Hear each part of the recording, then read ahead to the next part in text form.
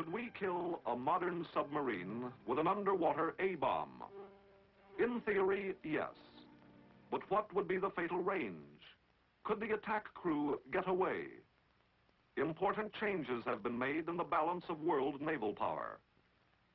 Emphasis has been placed on subs, long-range atomic subs, silent subs armed with nuclear missiles. Our need to know was urgent. So, an atomic bomb, secured within this water and pressure-proof steel shell, was lowered 2,000 feet below the surface of the sea in very deep water, and detonated to provide us with the answers.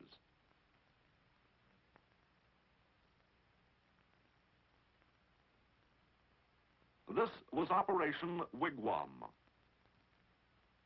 D-Day, the 14th of May, 1955. H-hour. Officially, 12:59 and 59.884. Let's say 1,300 hours Pacific Daylight Time. Our location, 28 degrees, 44 minutes north, and 126 degrees, 16 minutes west. Approximately 500 miles west-southwest of San Diego. We are reviewing the shot from the command ship, the USS Mount McKinley. We are 10,000 yards from surface zero. Operation Wigwam was conducted by Joint Task Force 7 under the direction of the Chief of Naval Operations, acting as executive agent for the Joint Chiefs of Staff and the Atomic Energy Commission. Immediate control rested with the Task Group 7.3 Commander, Rear Admiral John Sylvester, United States Navy, and the Scientific Director, Dr. Alfred B. Folk, Marine Physicist, with Captain Jack Laughlin as his deputy. These were the men who were finally responsible for getting the right answers from the Wigwam test. The physical phenomena produced by the deep detonation lasted but a few minutes. But in that time, we gathered important information. We learned what we needed most to know. The successful outcome of Operation Wigwam wouldn't have been possible except for the early foresight of those responsible for the preliminary planning that began almost 5 years before the final experiment. The Hartwell Report in 1950, the Project Alias Report in 1951, followed in 52 by the Armed Forces Special Weapons Project, Pelican Report, and ad hoc committee reports, all contributed guidance to the planners of Operation Wigwam. The consensus of these reports was, in essence, first, that a requirement existed for a nuclear anti-submarine weapon at the earliest possible date, and second, that the prevailing uncertainties as to the lethal range of such a weapon against submarines and surface vessels were too great to permit an adequate evaluation of its effectiveness or of methods of its tactical use. The basic purpose of Wigwam was, therefore, to resolve these uncertainties.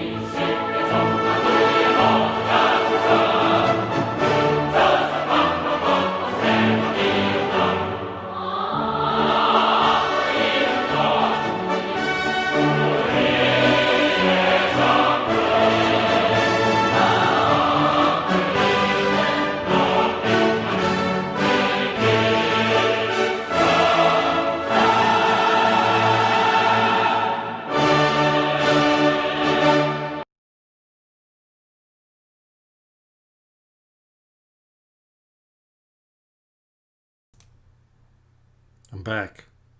Well, this might be the first time for you if you didn't see the update I did before, but I got things set up for doing some arts. So, yeah, road testing new things. I got more lights on. Still doesn't really help too much. I need like directional light. That will change when I move into a different place. But for now, this is my luxurious studio, which is a bedroom, really. There's not much room. There's a couch. Nothing on the walls, because all the real wall is right next to me, and you wouldn't see that anyway. I've got a tiny bit, but the cats like to get there, and I don't want art there. So, is my audio good? I think it should be good. It was good last time.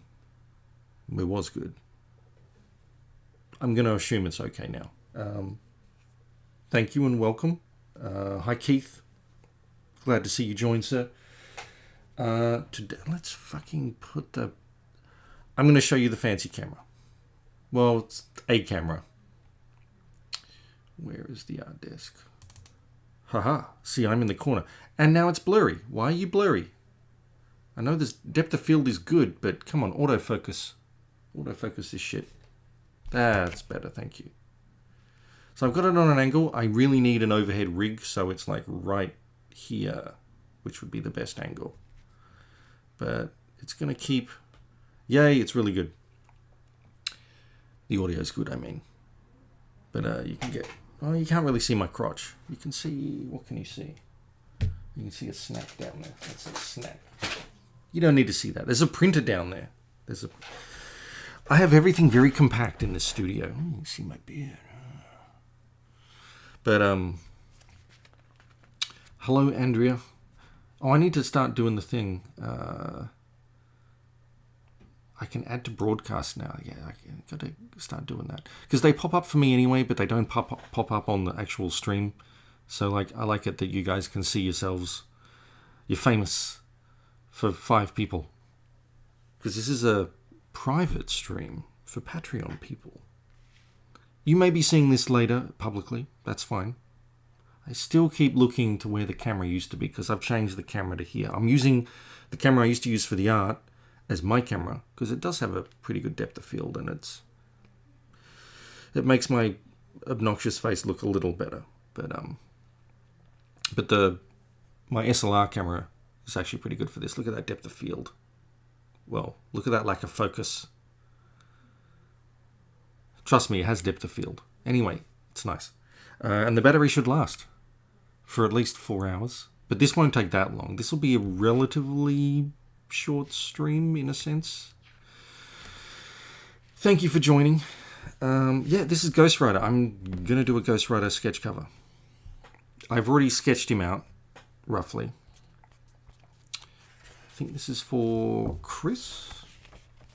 I sent you the link too, so hopefully you can join. Or if you're not, you can see it later. I'll make sure the link is valid.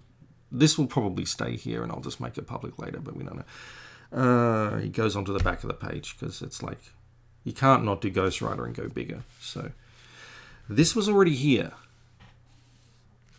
You can see that there was already an annoying crease through it, which kind of sucks, but I can make that work. I'm gonna do something with that to like minimize that.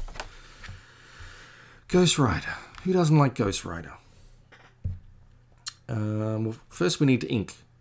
GHOSTRIDER is one of my favorites. I got a choice of these things, and I chose the GHOSTRIDER sketch cover because he sent me a few, which I will send back. I have a whole stack of sketch covers, none of them GHOSTRIDER, which is annoying because I love GHOSTRIDER. I love drawing skulls. Any excuse to draw skulls. I like a challenge. I like to interpret him differently. This is not good. I need to move him closer because the depth of field means he's blurrier on this side than this one. This is perfect, but this is me being right over here. Oh, you did not need to see my head. I'm actually having a pretty good hair day. I don't have them often. I do need a haircut. I had one, but it's growing out. But then apparently, getting a haircut is the most exciting thing I've done in 2020 since the pandemic. Not good. So I ink with pens and microns. and like chisel tip kind of ones are good for line weight.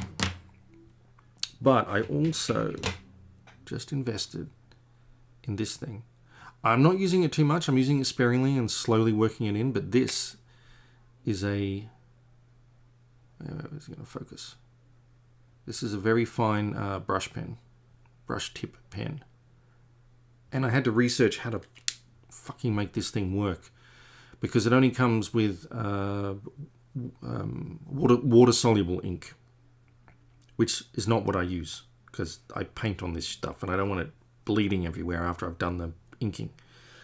So I had to figure out and buy things to make sure I can fill it with permanent ink and have it still work. So that'll be good, potentially. I don't think I'll use it for this one, to be honest, because GHOSTRIDER's very jaggedy. He's jaggedy and violent. He's not curvy, and it gives a different effect on the inks. So I was going to say I'm going to shut up and start, but I shouldn't shut up because this is a live stream. So I should talk. And if you did miss the Patreon update, the link to it should still be valid. So you guys that got sent it in an update, check it out there. I waffled on about a lot of stuff and then proceeded to start on several rants and stopped myself. One about toilets, one about Kickstarters. Well, not Kickstarter. We've got to get out of the habit of using the Kickstarter as a crowdfunding term. Kickstarter is one website. There's a bunch.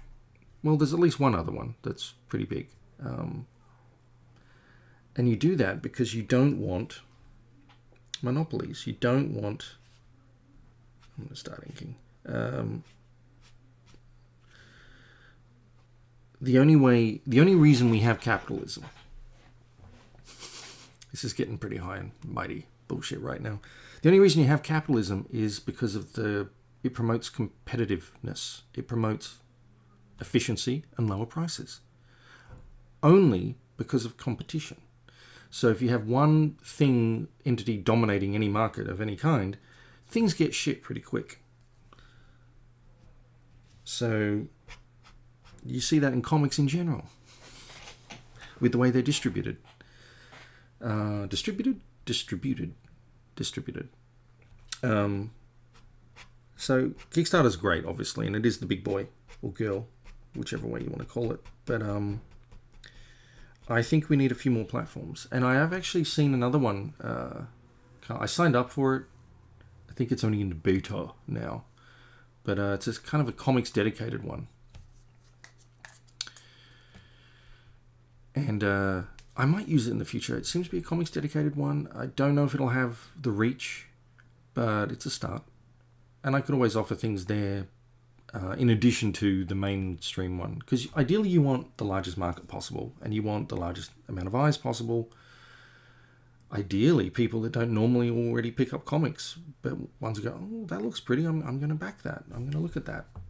That would be the dream, because comics are incredibly insular and don't get many people from outside comics picking it up. Which is why the Keanu Reeves Berserker Kickstarter, it's a Kickstarter. It is literally a Kickstarter. It's actually a really genius thing, in a sense. We won't get into, we could get into later why I don't think corporations generally, who already have established markets, allegedly, should be using things made for individuals who can't otherwise fund things themselves, but need to go direct to consumer. Direct to consumer is great. Everyone should do it. Let's add an update. That was my wife. Yeah, you don't need to see that. Yeah, she currently thinks she's got a medical condition. She may well have. We don't know, but she's all right for now. I got to start again the live chats. Where was it? I think I remember that GHOSTRIDER. I love GHOSTRIDER. Well, I love skulls. So yeah, anything with skulls. I like the tradition. I grew up with Texiera drawing GHOSTRIDER. To me, he was the greatest. So he hasn't really been the same since. They've tried to change him up a lot, but I don't know. He doesn't have as much success these days, which is a shame. I know there's Cosmic GHOSTRIDER. I've drawn him once. Don't know much about him because I don't really read too many superhero things anymore, but that's just me.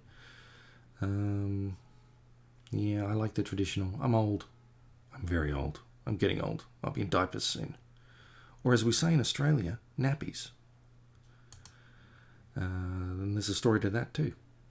I do like drawing skulls. Yes, you may have noticed. Apparently, the word diaper is the more traditional word. The Anglo-English world, like I'm pretty sure Britain, definitely New Zealand, definitely Australia, where I'm from, we say nappies. And that is a more modern word. I forget where that came from. Oh, it comes from the word napkin. To wipe. Which in theory then means napkin, which is also an American word, usage word generally, also has old roots. Because Americans still say napkin, whereas being brought up in Australia, we never had napkins. We had, I guess you could say paper towels if it was just a thing, but we had serviettes.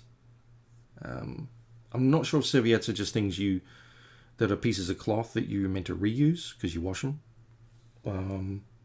Because to me a napkin can be both. But yeah, so Americans keep English language tradition alive because a diaper, I think, comes from Latin. But either way, it's an older word. It goes back. So sometimes Americans are right. Doesn't happen often, but you guys are right. Wait. You have a Texiera GHOSTRIDER? I am very jealous. Like, was it a published page or was it a commission, like a sketch? Because if it was a published page, man, I'm very jealous. I mean, I'm jealous anyway. Plus, you've met him. He's an extremely lively character. I'm not mean when I say this, but I think he's one of the loudest people I've ever met. Because he was across the other side of an artist alley, and I could hear every word that he was saying.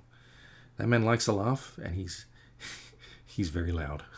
He's a lot of fun. I've had a drink with him. He's a little crazy. Crazy in the good crazy way, as far as I know. Now, he's a character, so I don't know what he does these days. I mean, outside of seeing him at a convention, I haven't asked him. Obviously, the GHOSTRIDER is the main thing I know him from. And a couple of Wildstorm comics. Yeah, I mean, you guys can see this okay, right? Yeah. So I'm blocking in the main shapes I want for the skull. I love teeth. Teeth are the best. The more like jagged and weird they look, the better. So I'm going to block these things out because I want a lot of his skull to be in shadow because the light from his skull is so stark, sort of thing. I want it to pop, in theory. I've got to use a finer pen for some of this. This is just the main bit. Damn it. I can see the chat, but when there's new chats, I have to scroll down. It doesn't just update. He got a pencil sketch. Got it at the charity auction. I was, you lucky bugger. Was it at Heroes Con? I'm guessing that was Heroes Con. I've done it a couple of times. I should do it more often. But I've been burned, man. I've been depressed. Because I've put the girly stuff, the sexy lady stuff, is usually what sells for the most. And it gets to be a bit of a big dick competition between artists. The premier artists, anyway. And they know what sells generally. So one year I did try to do like a Psylocke. I put a lot of work. No, I did a Storm. I did a Storm as well. I put a lot of work into that. It didn't sell for much. I should have just stuck to what I'm really good at and have fun with. Because I did it beforehand. The serious guys who go all out, they don't do it at the show for Heroes Con, for the charity auction there. They just bring a good piece with them. But I work pretty quick, so I can do things at a show, but I would prefer just to bring something. So I don't know. Hopefully HeroesCon comes back next year and I can... Or C2E2. Or C2E2. But who knows? I'm guessing, if anything, things won't start up again until at least the middle of the year. And possibly not next year. But we'll see. Because you just need the volume of people to make it financially viable for these things. And 2 years without shows, I don't know how viable some of the shows are going to be. Because, it takes a lot of money to put on a show. You've got to rent the place, and we could be seeing a great winnowing down of conventions. Actually, it got to the point where there was one in every single little city. And that was probably too hard to sustain in the long term.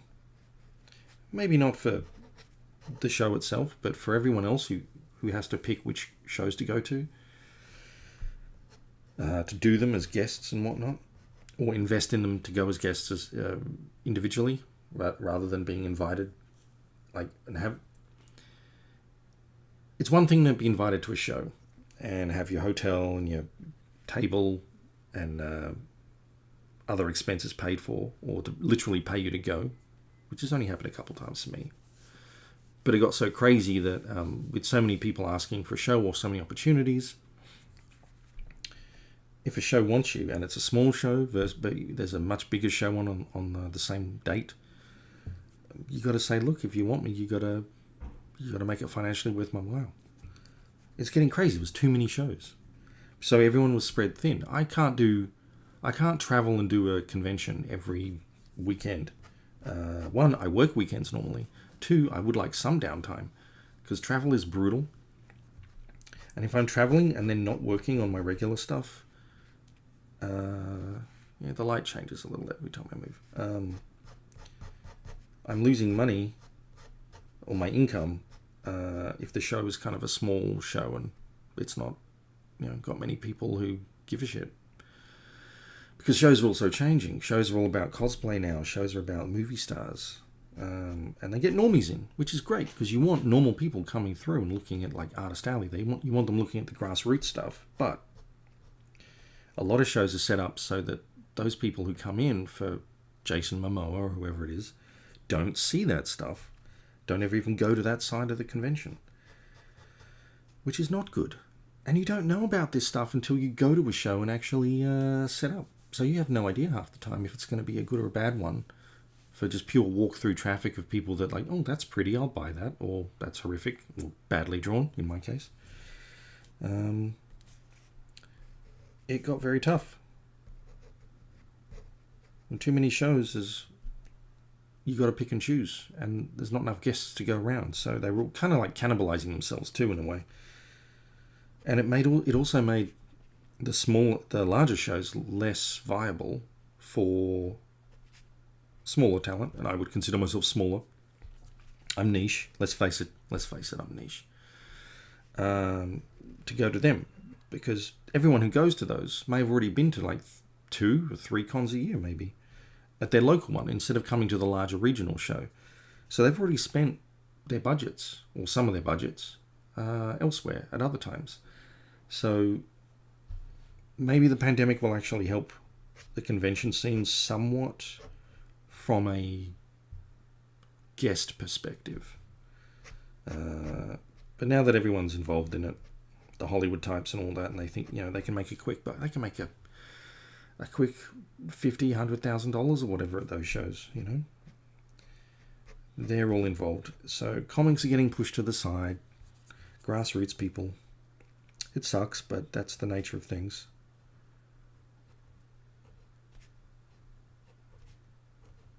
It's a changing dynamic.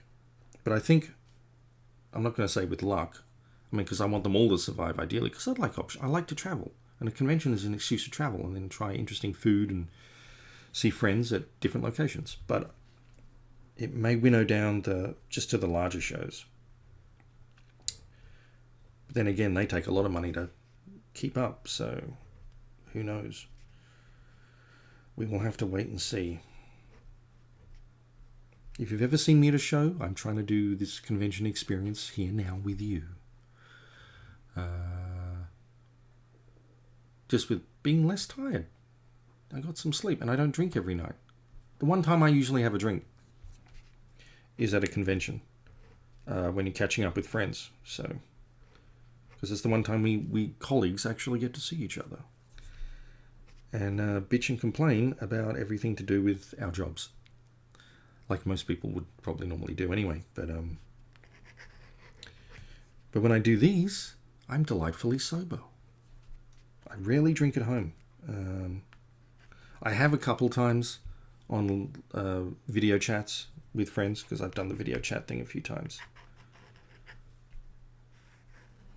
But if I drink under normal circumstances where I'm not pushing myself hard, and I'm in con mode, I am older now, so I am just generally wrecked for the next day. I lose a lot of time for work, so while it's fun, I've always got stuff to do, so I don't drink much. So I'm doing a shoulder. Why am I going? I'm left-handed, so I shouldn't be doing this shit. I should be doing it over here first, because I don't want this to smudge, so I want that to dry.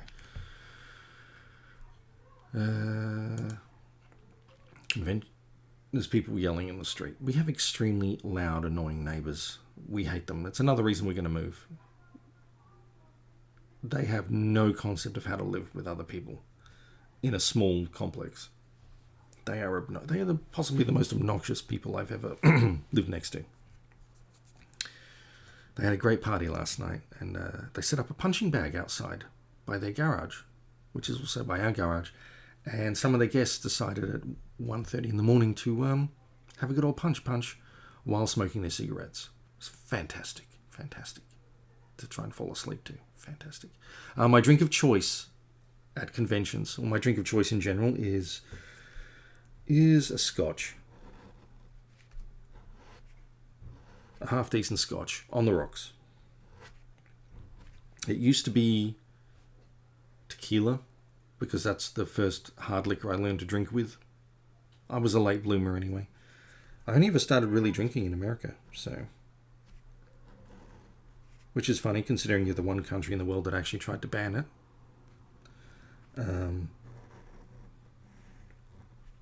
But I swapped from tequila to the more gentlemanly scotch on the rocks.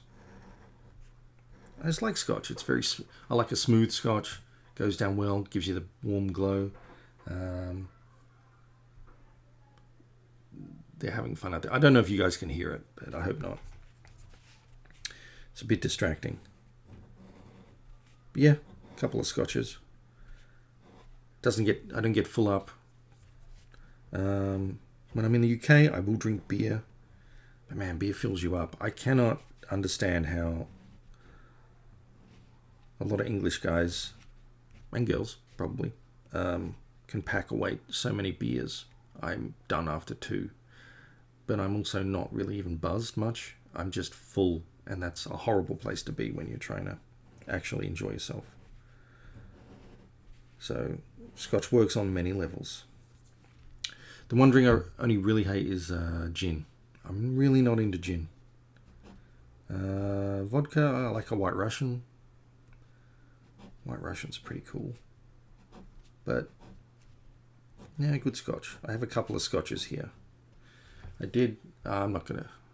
Yeah, I'll show you.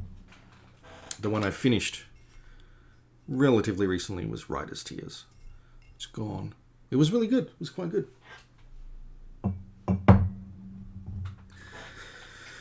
need to get some more. Come on, focus. Yes, there's focus. It takes a while. Just yell at me in the chat if it goes out of focus for too long. I should have set the camera up on the other side, but that's where all my art stuff... I need to... live streaming is so complicated when you aren't initially set up for it. In my new place, I will have it on my mind exactly of what I want to do and how I do it, and set my desk up and make sure the room can take it. A lot more to begin with. I hate drawing chains, but I like drawing Ghost Rider, so chains are a pain in the ass. I gotta get his shoulders in. So, and I'm going to leave a lot of the flame things because they're going to be in paint. They're not going to be inked. Well, I mean, they are going to be in ink. They're going to be in acrylic ink. But for now, I've got to just get the main body down. Know where everything goes. There's still going to be a lot of cross-hatching in this sucker.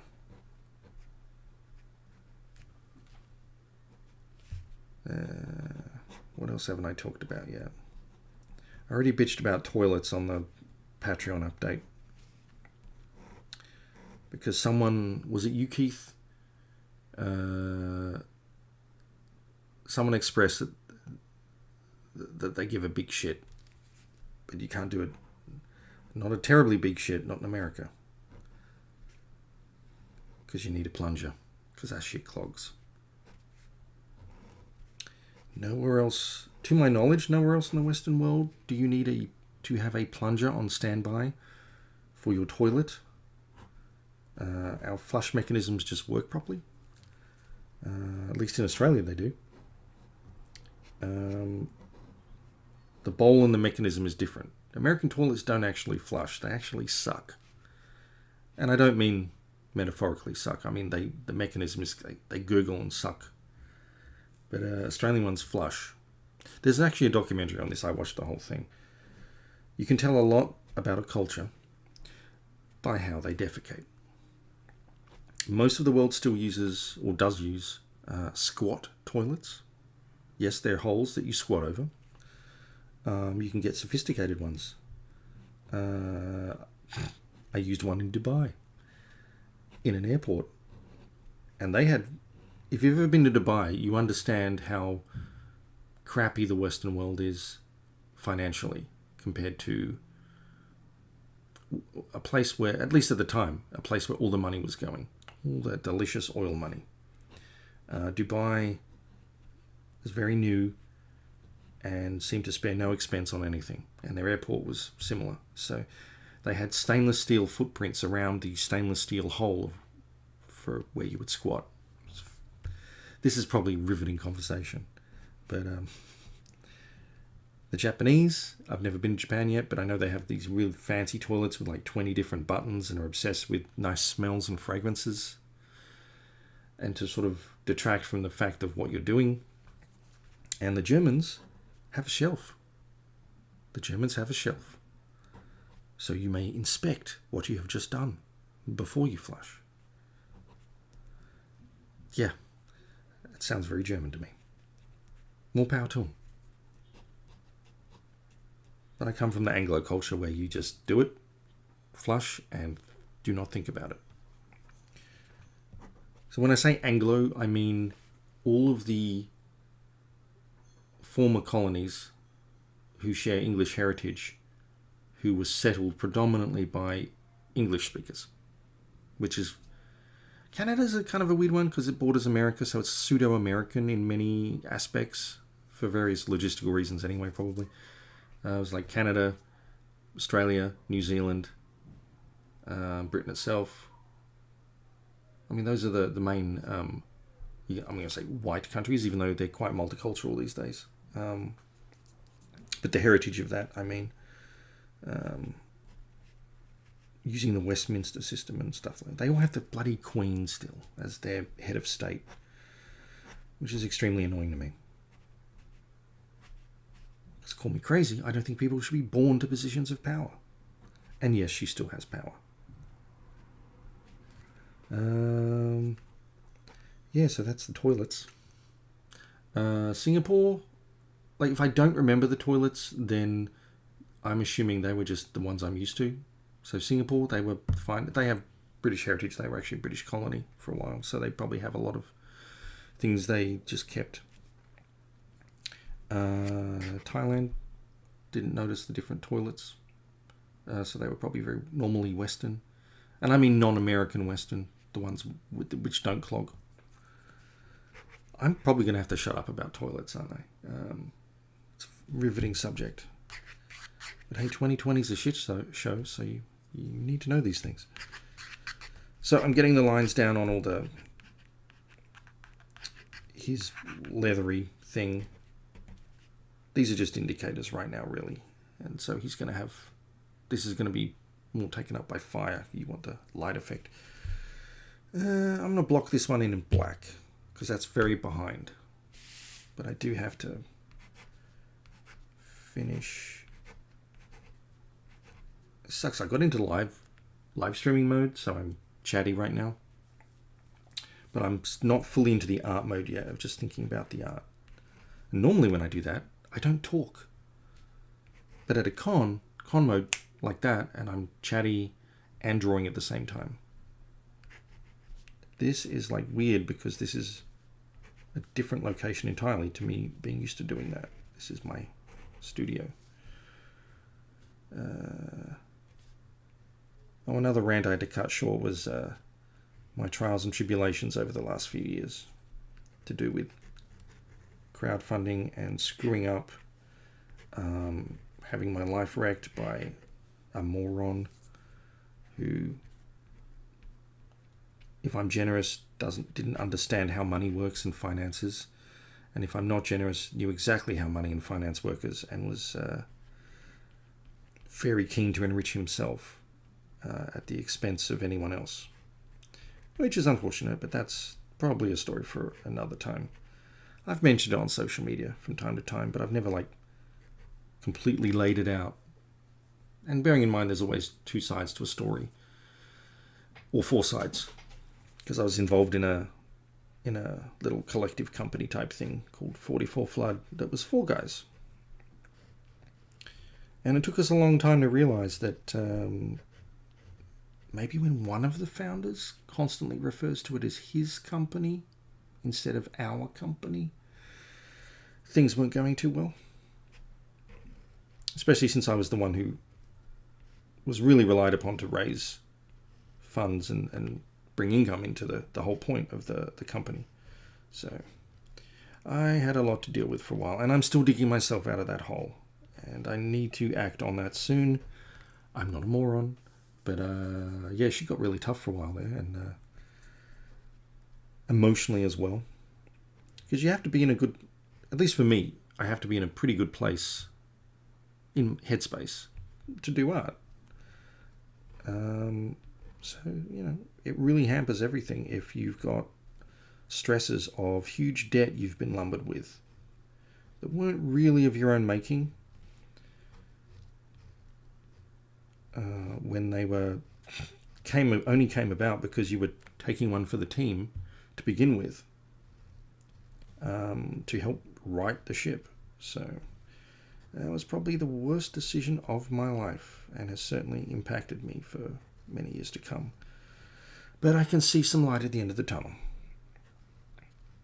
I've blown through any savings I had here, like life savings in America, to make sure most people got their books on that level.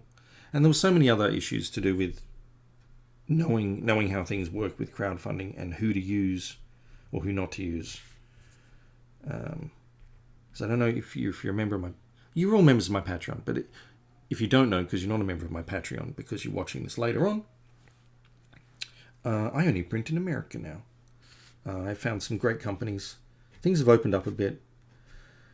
Costs are not what, the same as printing in Asia. Everything is generally, was at least, printed in Asia, because they're absurdly cheap. I don't know how they get absurdly cheap. But, economies of scale and cost and whatnot factor into most comic book publishing, probably most book publishing, but they take 6 weeks on a boat if you're lucky, or if you were like me, 6 months, because they don't tell you that it's been really hot and humid in Taiwan or wherever it's being printed, and the ink isn't drying on the pages, so they can't actually compile books very quickly, and there's a huge backlog. Taiwan, I don't think, is one of the colder places. It's pretty south. I don't think they get harsh winters. I think, well, I could be wrong on that, but they certainly get hot, humid, sweltery summers. They're closer to the equator than northern China, put it that way. And you got translation issues. Usually you have to go through that's an annoying thing, is a lot of American printers are actually kind of agents, or they set up, but they liaise and work with a factory in China. So they talk to the Chinese guys about what they want. But you only deal with the American or English-speaking side, which is good too, because I don't speak Chinese. But it means there's more layers to go through, and things can get lost in translation, and just the distance involved. All right, I'm going to start cross-hatching this bitch. There'll be a fair bit of cross-hatching on this. Bringing him out. Oh, you know what? No, more lines here. I love crease lines in clothing. So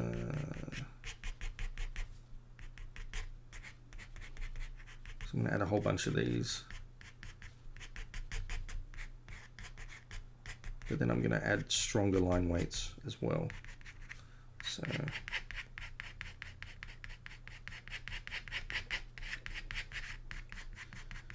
use GHOSTRIDER, and this is a pretty like in-your-face sort of pose. So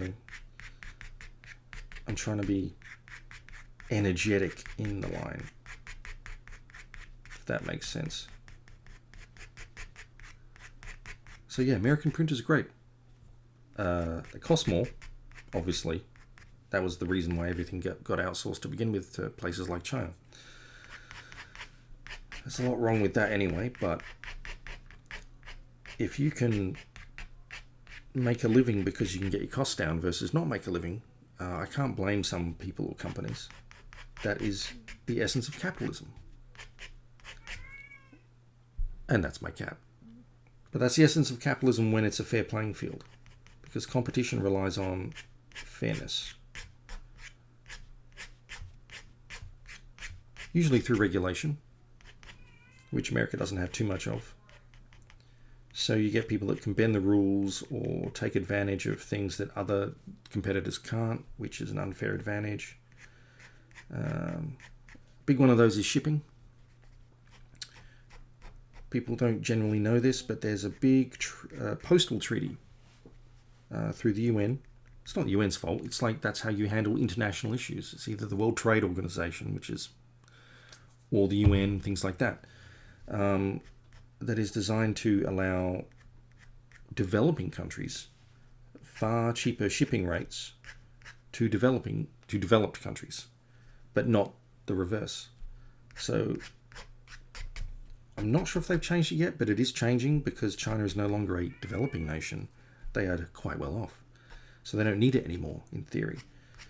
So you may see a change of the when you go to online sites to buy things, and they're actually coming from China. It costs them like $2. The numbers aren't real, but they're similar. $2 to ship 2 pounds to America, versus it costing us to send to China 2 pounds, $40 or whatever it might cost. Magnitudes of scale different, right? That will be changing. They will have to have more realistic costs. And it actually costs us and our country's postal services a lot of money. Because say like the Chinese guy has only paid $2 to ship it to America. That's fine for their cost of getting it to America initially, but then it's got to find the address in America. And there's still all the real costs of standard of living cost type, costs of fuel and everything in America or any Western country to get the package to its final destination within that country, but there was no postage to cover for it. So that is covered and subsidized by the people paying the higher prices in the Western world for their postage. So yes, shipping, postal costs internationally always suck. But there are reasons upon reasons for it. I used to blame the high price of oil, and then oil reached historic lows, and magically things did not go down, which is very strange. I don't know what the high logistics costs are these days. But yeah, that's a big hamper. It's a big downside. It's a big problem when you're doing things like crowdfunding and stuff, is the insane international shipping costs. And people complain about it, but then they don't understand how the whole thing works. Anyone who's not in literally China or Bangladesh or whatever other developing country or former developing country do not get to pay those cheap rates. So I cannot send you a brick in the mail for less than, it's probably $50, $60 because that's heavy. But someone in China can. They can send it to you probably for $10 or less. And that was designed to promote their business, obviously, and make it good for them. To level the playing field, so to speak. But I don't think they need that anymore. So it might actually help local manufacturers to be on a level playing field with places like China, when you're making stuff and you can actually make it financially viable to ship globally. Well, still not financially viable, but that everyone's in the same shit boat. Yeah, being an online retailer, you have to actually learn and care about these sort of boring things. This is a really boring conversation. I am so sorry for how boring I am. Toilets and shipping. But, you know, they're important things right now. So, yeah, those were the two rants I mostly stopped myself. And I'm still being nice about it. I'm not ranting about earlier. I do feel a good rant coming on at some point. I've never done a video of topics or anything. I just do live stream art and Patreon updates. But I should do one about comics in general. A lot of people are finally decided to actually think about things a little more. Like, oh, how do you sell more comics? It's like, oh, welcome to my world, where I've been bitching about the industry for ever since I started. Because the industry is not well. And it hasn't been since ever I've started reading comics. If you know anything of the history of comics. And you know anything about the world. And by the world, I mean simple things like the population of America. And then realize how many people actually read comics. It's not many. And that means there's a problem. But I'm preparing things. I'm doing research. Because I think I've hit on some stuff to talk about that no one else really has yet. And it doesn't mean anything. It just means it's perspective. It's worth knowing. Because we are very insulated and insular as comics. Western, I'm going to say Western Anglo comics. And by that I mean American comics. But we're still made by people in the UK, Australia, various other places too. But they're in English. So English language comics. Yeah, if I say English language comics, then I mean there are translations too. So I mean the style of comic and the language, I guess. So Anglo-American comics, as opposed to the European ones, the beautiful French comics, the Japanese manga, which is way bigger than really kind of way bigger and more successful than American comics. Oh, I have so much shit to talk about on that shit. Get off my chest. See, I haven't done any cons, so I can't talk to anyone about this stuff. And just bitch to them. Do you want to hear me bitch? Is probably the question to ask. So apparently that's what YouTube's good for. It gets you clicks to be angry and shouty. And attack people. I wouldn't be attacking people. I'd just be lamenting the industry. I don't think it would annoy people just to point out how the real world works. Not that I know too much about the real world, but I know enough to know I don't know much, which is more than most people are thinking about as comic creators, certainly apparently as publishers. which is the really depressing thing. But I will get into that. I'll have to write like notes and bullet points of breaking it down, sort of thing. But should I do that? So I like the idea of that. I watch a lot of YouTube these days. I watch a lot of pop culture commentary, obviously documentaries, like a lot of stuff on the history of comics lately that some YouTube people put out, and opinion stuff. There's a lot of smart commentary out there these days that make me think, make me learn things. But yeah, because we're in crazy times, a lot of that stuff is very relevant right now. But we will lurch forward when we're finally pushed to change. But otherwise, comics are pretty set in their ways of not wanting to change, short of absolute crisis point, which is a lot like America in general. If you know a history, you know the big good changes, and bad, but mostly good, never happen in good times. They happen because things finally need to get fixed because enough people are pissed off about things. That's the usual way of things. Because America isn't like Australia and New Zealand or even the UK. We have the parliamentary system. So if you form government, you can do things. You don't really have to compromise much because you've got the numbers to put legislation through. America, not so much. America's...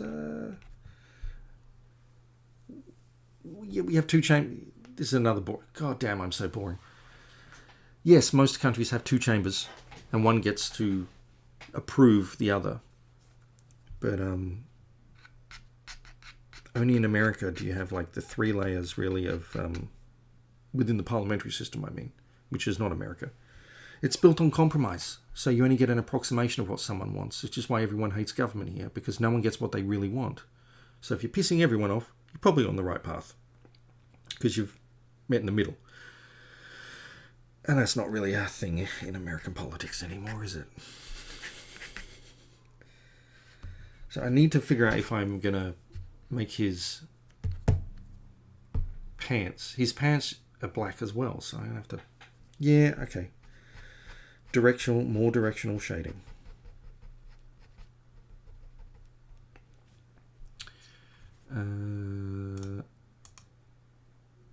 Yeah, I'm assuming that was Boris. He likes to come in sometimes when he's bored, or just sit at the door and not come in. But he seems to have shut up now. I'd have them on a live stream, but then I'd have to keep my door open. And we have a TV and stuff downstairs, so you don't really want other noise to interfere much. But hopefully in the future place I can just have... Sometimes my cat is sleeping on the couch. We have 3, so... Io is my girl. Io. The letter I, the letter O. So Greek god, goddess type. It's a Greek mythology type thing. Apparently Zeus fancied her.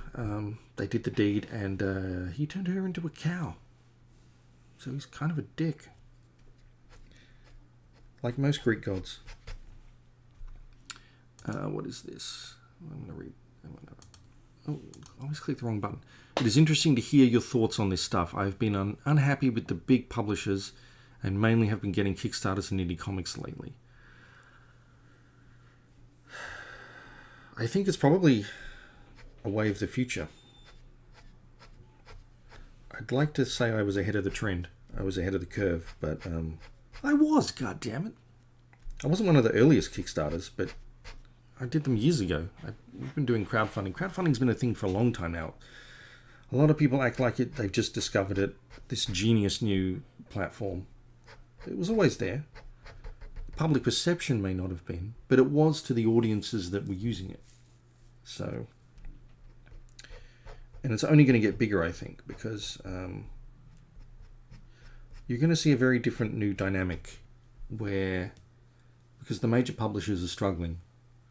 When I say major publishers, I mean the big 2 that rely on corporate properties that do not create new things generally, but constantly recreate their old existing IP. I'm not talking about Image. Image is probably the one different thing in that it's the largest mainstream publisher that is not corporate.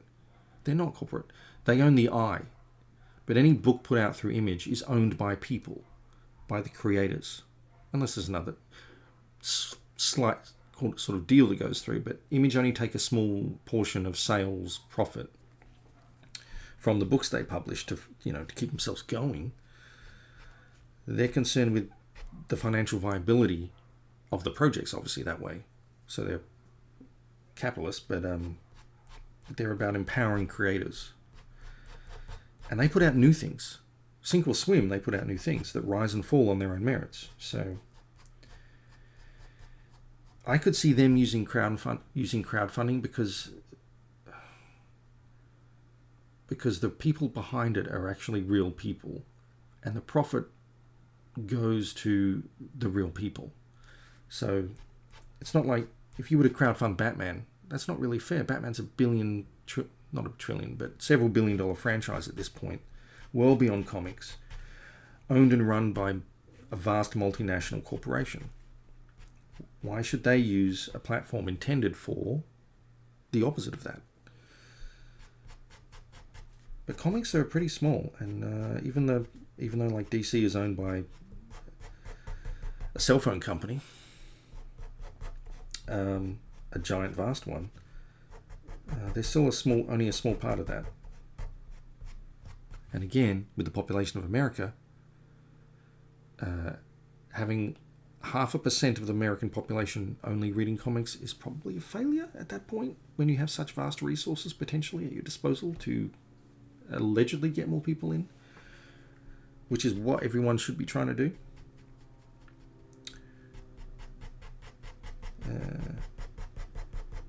But yeah, going direct to consumer with crowdfunding is it's very daunting if you've never done it before. It has a lot of hurdles even when you have done it before. It's a lot of hard work. But no one said comics should just be about sitting at your desk drawing and then not caring about if it ever sells or if a publisher is selling it. And generally, I mean, there's the whole system set up to put comics in stores through a single distributor until very recently, which is very anti-competitive and very archaic. You really got to sell yourself in your own work as well. I mean, authors do book signings, they do book tours, and the publishers, I've seen ads on TV for fucking books, for the new novel from so-and-so, which I thought was great. And they still haven't enough bookstores out there to actually hit enough people, at least, to take advantage of a hit. Like Harry Potter when it came out, sort of thing. It's like they could deal in volume, because I won't get into the whole pre-ordering system versus returnability, but yeah, there's so many new little projects on crowdfunders, and all that means is it's a democratization of the whole market, in that we all use the internet.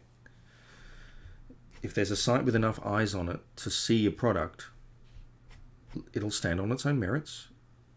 It'll have success if it looks cool and good, and the market will judge you. So it won't have success if it looks like crap. Not crap, just not appealing to the person that may be buying it. So the comic publishers have never truly sold. They don't sell to the readers. They sell to store owners, who then have to on-sell to readers. So the store owner is the guy that has to guess if a comic they've never seen, that they have to buy and often not be able to return and recoup costs, which is what happens in the book industry. It's like, if you don't sell it, you send it back and you get your money back. It means you have to really guess if a book's going to be good or not, or big or not, and sell. With crowdfunding, you go direct to consumer. And it seems to be getting more and more popular, which is great. My only agenda in any of this is that people that create things should be the majority beneficiary of any success that comes from that. That's my golden rule. So I've done enough stuff where that's not the case. And I've done enough stuff where it has been the case. And it's incredibly empowering. So, I mean, most people have jobs for a living where they have a boss. So it's very daunting and kind of a very big change in mindset to be your own boss. And yeah, you don't have to work if you don't want to, but then you may not eat. So you've got to really have some good habits that make you produce. And Patreon is one of those things. It's good for that. You guys are kind of my editors. You're the reason I know like, shit, I got to get this page done because I promised them I'd have it up there. Blocked him in, mostly. Got to do his face a bit. I'm going to use a finer point pen for that. If you can see, yeah, it's adjusting. I should actually check the screen sometimes. Because I would like to make a time-lapse out of this at the end. Like I did with the first one, the Taskmaster. And I'm going to do with the Spider Jerusalem one, which will be a nightmare because it's 3 large videos put into one. That is going to take a long time to render on my computer. Which really sucks. Oh, you know the thing I need to put... I took them off, but I got to put them back on. Info.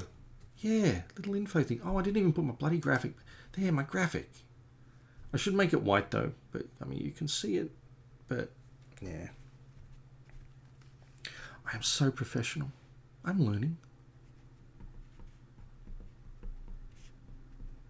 I have all these things preset in this thing, but when I disconnect a camera or a thing, it all has to be kind of done again. So I can't leave the setup completely, which is annoying. I have to redo things every time, and I forget how many things there are. But yes, this commission came from, well, this one kind of technically didn't, but we talked, came from Ko-Fi.com, I'm going to say it. That's where you go if you want to see things you want drawn on these things. For the people not currently watching from Patreon. Because those guys are seeing it right now. Or after the stream's ended anyway, but the link is still up. So I've got to add more shadow to his jaw. A whole bunch of that shit in here. Get the good stuff.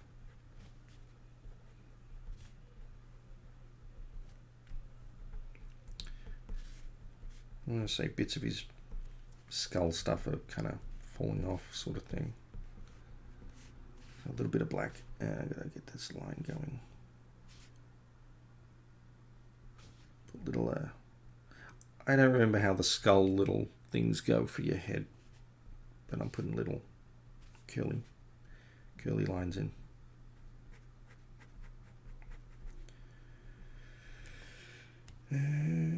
Yeah, so I got to do a lot of these live streams. I'm going to try and do one a day. Maybe always at 12 p.m. I don't know. Maybe earlier if I can, but I'm going to have to try and set a regular time so anyone can join. But I still have to send the link out each time. It's annoying. I wish there was just like a private spot on YouTube where I could say, you guys, I'm doing it now, in the future, so you can just check in at the right time. But I have to literally update you each time right now, because it's not public. If it's public, anyone could just join in.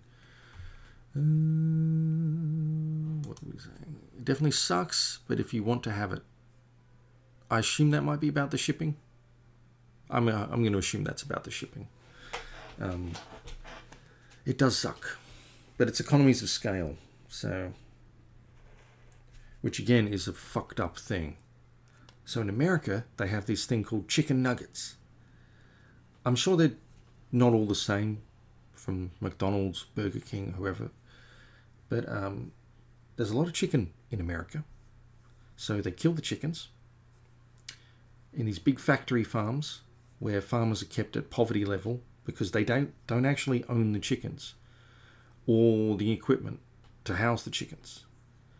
But they grow them and raise them, and then eventually they get a payment if the chickens live and are healthy and good for the quality of the shipment. There's documentaries on this. It's pretty scary stuff. It's not like they own the chickens. It's all owned by a company, a giant company.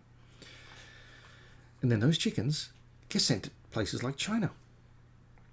They get shipped over to China, I'm assuming refrigerated, where they are then processed and turned into things like pieces of chicken. And then they're shipped all the way back to America. So it's cheaper for them to ship tons and tons and tons of chicken to then do a couple of things to, process, and then ship all the way back. And that apparently is still cheaper than doing it locally. And I'm paying $30 to $40 to send a book. There's some wrong... It's economies of scale, but there's some wrong things going on.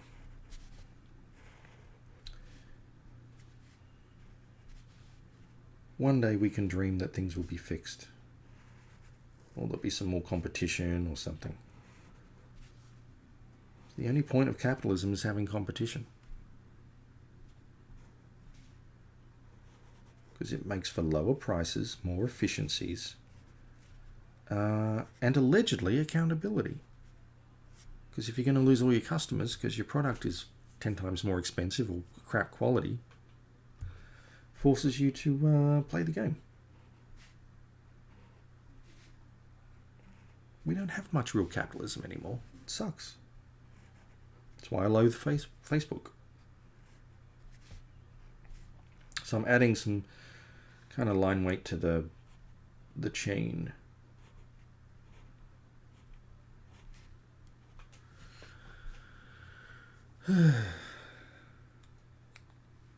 What else can I talk about? It would be so much easier if I was just talking and I could show like stupid stuff and just ramble about that. I have websites, man. I could show you guys stuff and rant about things, disturbing things, funny things too. But I'm doing a lot. It's about the art, and I have chats with everyone usually who comes by my table, and especially those getting the commission, because we chat about all sorts of things. But it's usually a very two-way conversation, because they're right there. This is quite different. So I'm adding some thicker lines into the creases of his jackets and stuff, his leather jacket. Do it on the knuckles there too, because you also want to think about where the light's emanating from. I don't claim I'm good, I just claim I know enough to know vaguely what I should do. Whether I actually do it well, different story. Should be like in there. I'll add line weight to this too. My wife appears to be listening to heavy metal downstairs. Wish I could put music on for this too. I probably could. There's some not royalty free, but I can you can get the license to some music, but it's never the cool stuff. It's never the well-known stuff. Normally I have documentaries or some sort of stream on, but I cannot do that because YouTube will not like that, because it's someone else's content. And release it, watch it, but work doesn't wait till tomorrow. I know how that is. Hail squid, Andrea.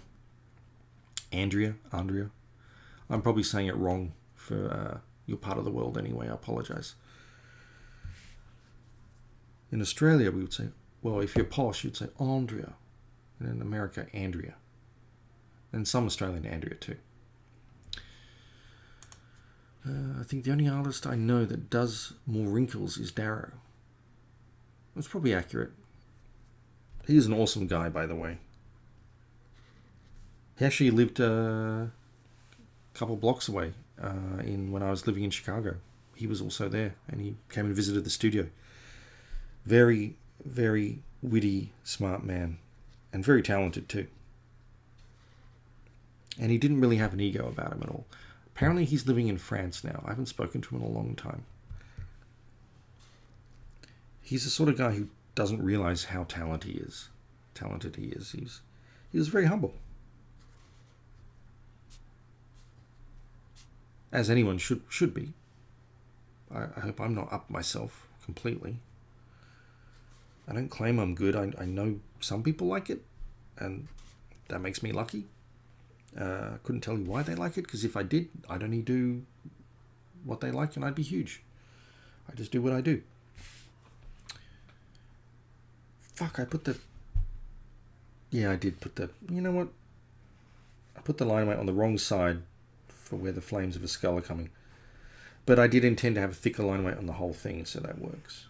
Because it's very, very front of the camera. Yeah, Drift Hour is cool. There is going to be a big collection of Shaolin Cowboy, a hardcover, of all of it, which I need to get when I have monies.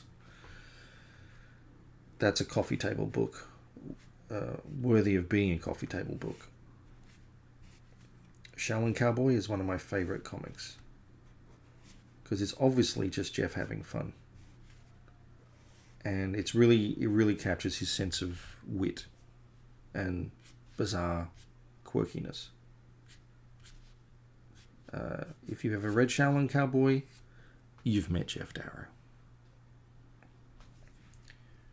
I hope he's doing well.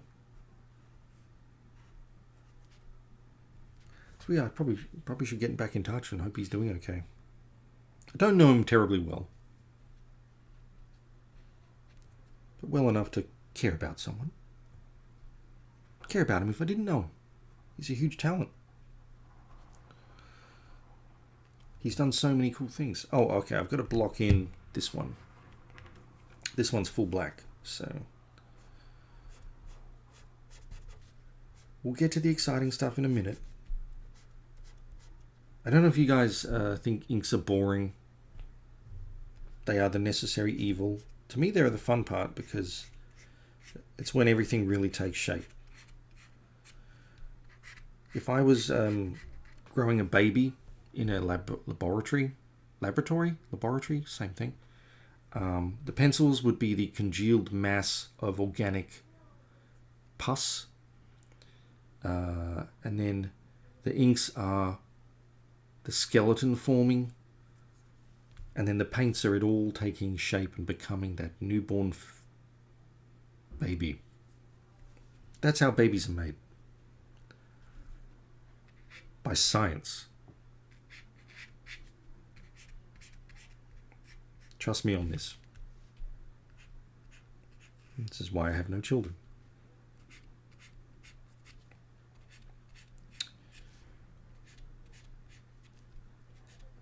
I hope that wasn't too dark. That was pretty dark. Well, no, it wasn't really that dark. It wasn't about eating a baby or killing a baby. Just explaining where they come from in the non-natural way.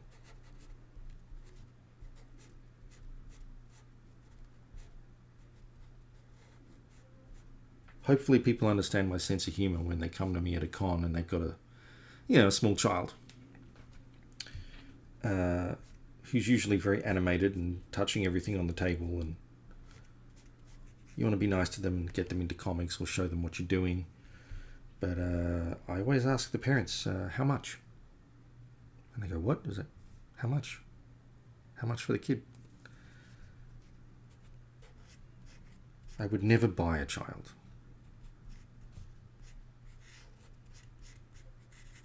There are other ways to get them. No, I wouldn't do those either. Except the one or two legal ways.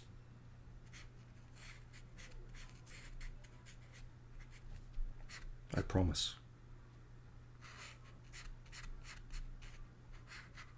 I have actually signed a small child before, with consent from the parent.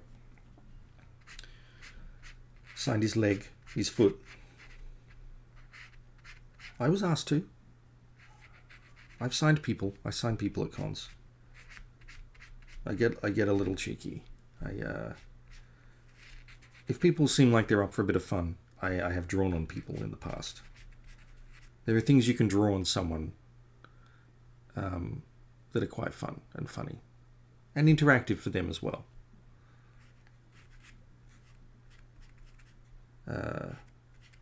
I'll probably have to show that at some point on social media. I have taken photos. They're all perfectly appropriate. I only ever draw on the belly. The belly's my favorite. Also elbows, upper arm elbow. This bit is a good spot for a certain kind of drawing. So if you see me at a con and want me to draw on you, as long as I'm not terribly busy, I'll give you a little memento. Because I am insane. This is taking ages. I have zero patience when I'm on a live stream, because it's like doing art live is very different from doing it just in your own head with all the time in the world. I've done art live on stage and stuff like that, so you want to make it as entertaining as possible. So you try to draw different things then too. You pick things you know that will be entertaining, and you can do like large strokes, and people may not know what it is until it's finally coming together, sort of thing. Zombies are good for that. A little more limelight here. Limelight here. I wish I could start these live streams earlier, but I'm a night owl, but I'm also cursed with living. This is next to the bedroom, and my wife doesn't sleep well at the best of times, so I can't be too loud, which often precludes me from streaming late at night and talking. I can do my work, that's fine, but and in the morning, don't want to wake her up either if she manages to sleep in a little, because we have shitty neighbours too that play havoc with stuff with sleep. So that will also hopefully change when we move. Yeah, so that I can do it whenever I want. And if I want to get up really early and dose myself up with caffeinated things, then I can just get on and do things. Yeah, and then I won't be disturbing anyone. And the setup will be much better. That would be nice. That is for the future. Hey, I'm just starting out. This is the I always wanted to do this sort of thing, but the pandemic really pushed me to do it, just because I miss people. I miss any sort of interaction, and it's kind of takes the place of the con. Because with the internet, I should be everywhere anyway.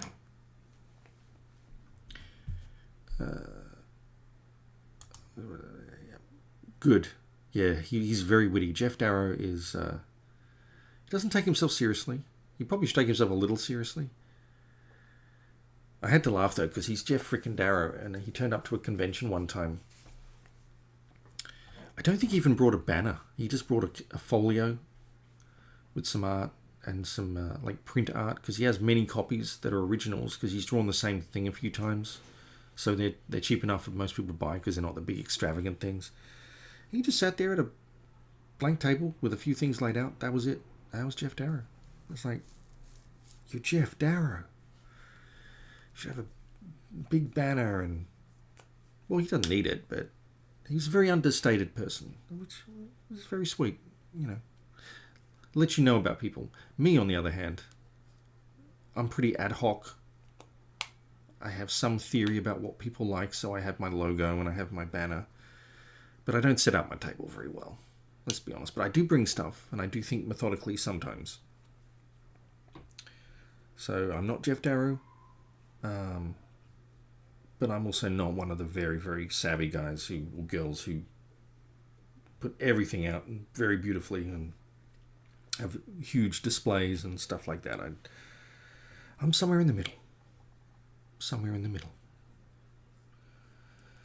Man, I hope cons come back, just because that's the main social life of people within comics. Because comics is such a weird job.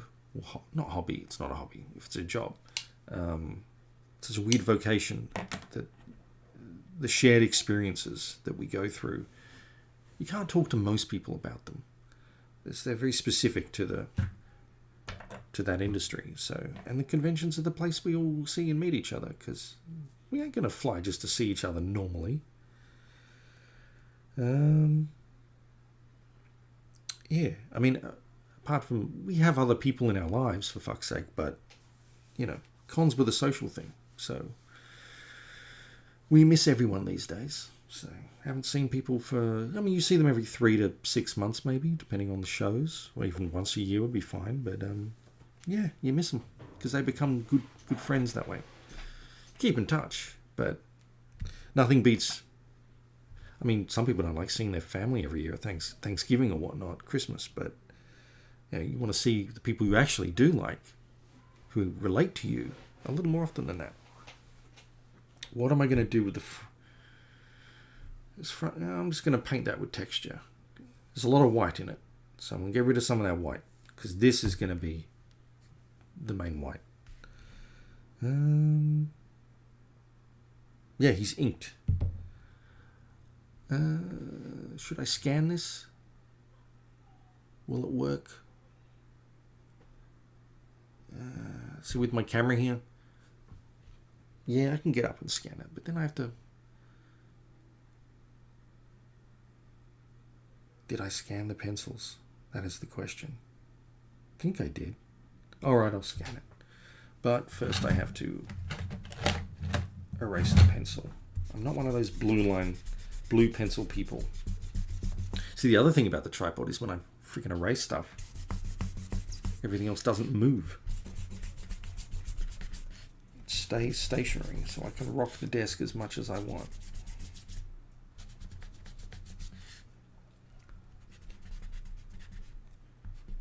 But I'm going to leave the pencil line in of the flames so that I roughly know where the flames go and everything.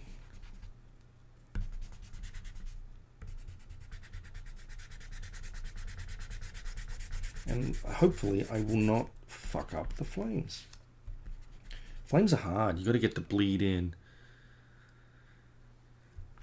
We'll see. We'll see. And you didn't want to see me pencil sketch this out because I erased it like 5 times. You do not want to see how bad I am at actually planning things out. That's why there's still a bit of pencil left that I can't erase, but will be covered by paint anyway.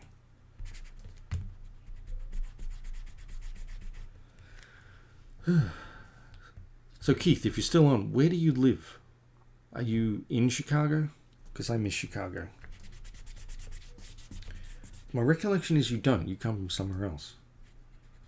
This is why people at conventions can really screw me up, because they visit multiple cons and I see them at multiple cons, but I remember people by location normally, if not by name or face. I'm only used to seeing one person at one place, so if they turn up in New York and Chicago, I'm completely lost. They're out of place to me. And I'm horrible with names normally too. It takes about 5 conversations, memorable ones, for me to start remembering people properly by name. Yeah. If you're meeting several hundred people a day or a weekend and having conversations with them all, because I try to do that, yeah, you're going to have to jog my memory sometimes. If it's been a year since I last saw you and you changed facial hair, hair color, I've even had a couple times, literally gender. So if you've changed drastically since the last time I saw you over a year ago, make it easy on me. Just remind me who you were. People love to go, do you remember me? I'm like, I give up at some points. The older I get, the shittier my memory gets anyway. I have trouble remembering half of the regular life stuff, let alone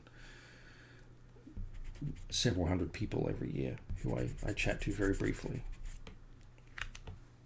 But some people you meet at cons you have awesome conversations with that turn into like full-blown, really good conversations that you want to keep going, but then they've got to leave and Got to pack up. You meet people from all walks of life, all perspectives. It's good. It's a good way to broaden your horizons and perspectives, actually, is to ask people questions who don't live like you or do the same job or who come from a different country, all sorts of things. It's how you learn. It's called experience.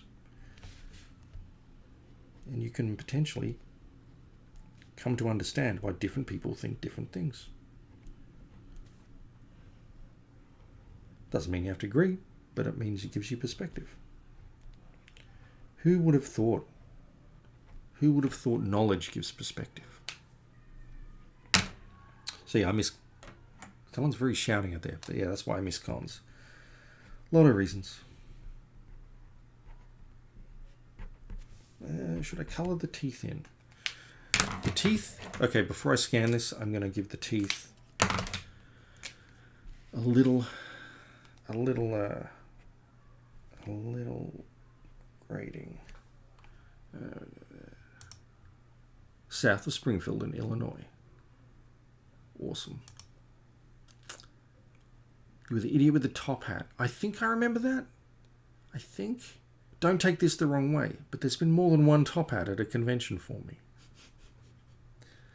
Oh, the other thing I would say is, like, after you've done enough conventions, they all kind of blur into one, generally, unless the location is particularly exotic. The thing you remember most is, like, the standout experiences. Especially, like, sometimes the dinners you have and the fellow colleagues you met and did stuff with. And some of the really awesome conversations. But I'll remember a conversation, I won't remember what city I had it in. One year I did, like, over 20 cons. Definitely over 18 a couple times. Like, that's a lot of cons traveling. And weekends taken out of a year. So the trick these days is trying to remember things. Yeah, I've lived in Chicago, but I never lived or saw much of the rest of the state. So I did go to, I went to one place once, which was Illinois, but I've driven to Indiana several times. That was a trip. They have opinions on Chicagoans. Yeah, I definitely miss Chicago. I miss that weather. And it was really a great con too. Is, hopefully will be again. Oh, I need to put some shadow on the chains. See, the more you look at an image, the more you see the bits you miss for shadows and stuff. But the question is, do you want to put the shadow in, some of it, strong shadow in the inking stage, or just leave it to be indicated with in the paint stage, acrylic ink stage? A couple of lines. Well, it's metal too, so it should have little chunky chunks. Chunk bits. Call them chunks, they're just like little divots. That was a professional sound effect. I am exceedingly professional, as you can tell.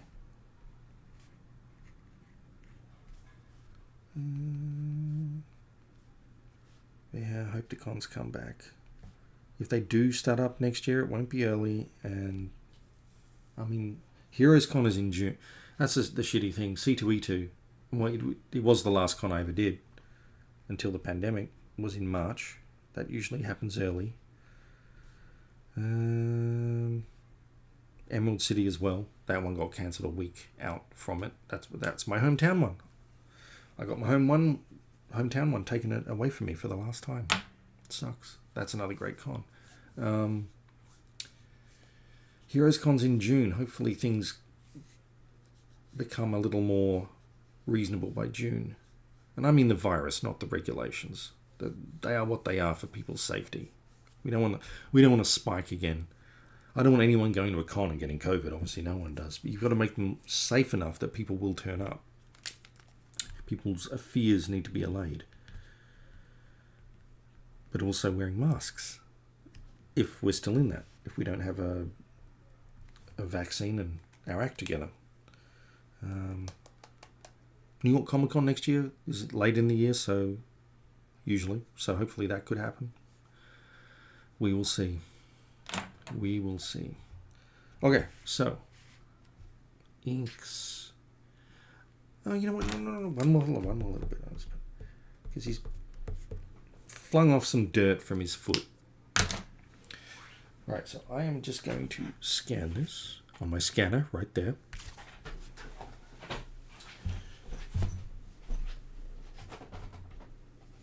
I am so professional right now.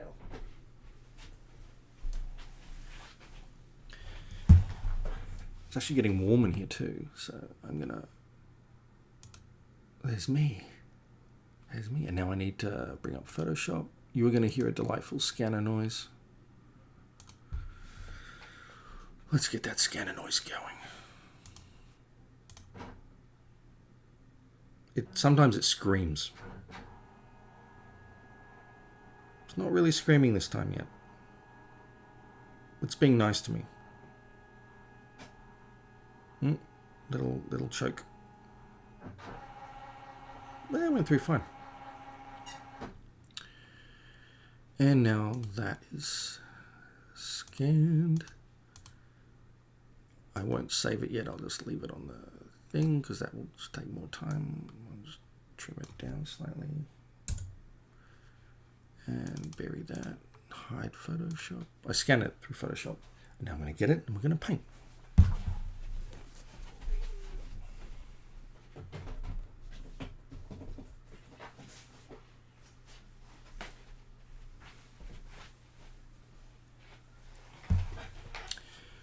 I like that I did that because I just proved to you I'm wearing pants. Jeans, actually. My wife thinks I'm weird because I wear, like, jeans inside.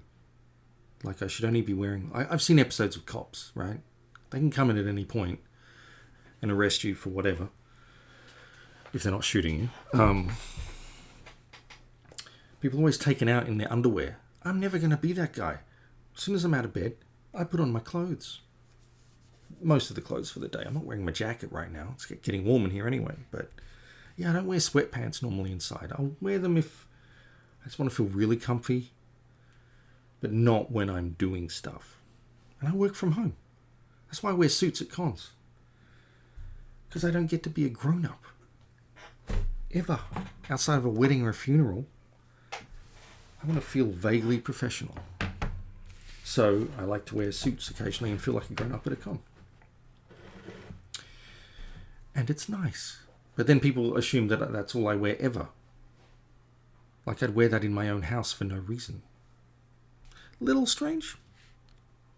Everyone used to wear suits. Even really poor people. You see gangs in New York, everyone wears suits. Back in the 1800s. There's a news alert. Oh, okay. Well, that happened. I mean, you'll read about this long, but news update from The Guardian, because I read The Guardian, one of them, because it's foreign, but it sort of deals with America. New York Times just published Donald Trump's tax returns, so I'm sure that'll be big news going forward.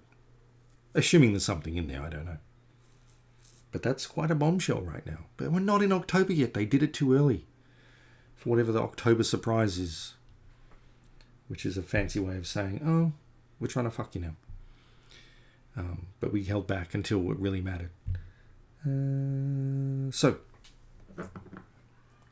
you saw that live, except we're not live for everyone else. I really try to avoid politics on the stream. Except if you know me, you know there's a lot of weird shouting outside right now. Love those neighbours. Don't like labels. Labels are a bit old-fashioned to me. Because every issue has its points. And I've realised life is complicated. So, people know I'm generally for liberties Oh no, that sounds bad, because that word's been co-opted by other people. I want people to be able to live their lives as long as they don't hurt anyone else. Like, so obviously drugs should be legalized and all sorts of stuff, and people should be allowed to be who they want to be. I'm not going to get into politics, but if it ain't hurting anyone, who the fuck cares? But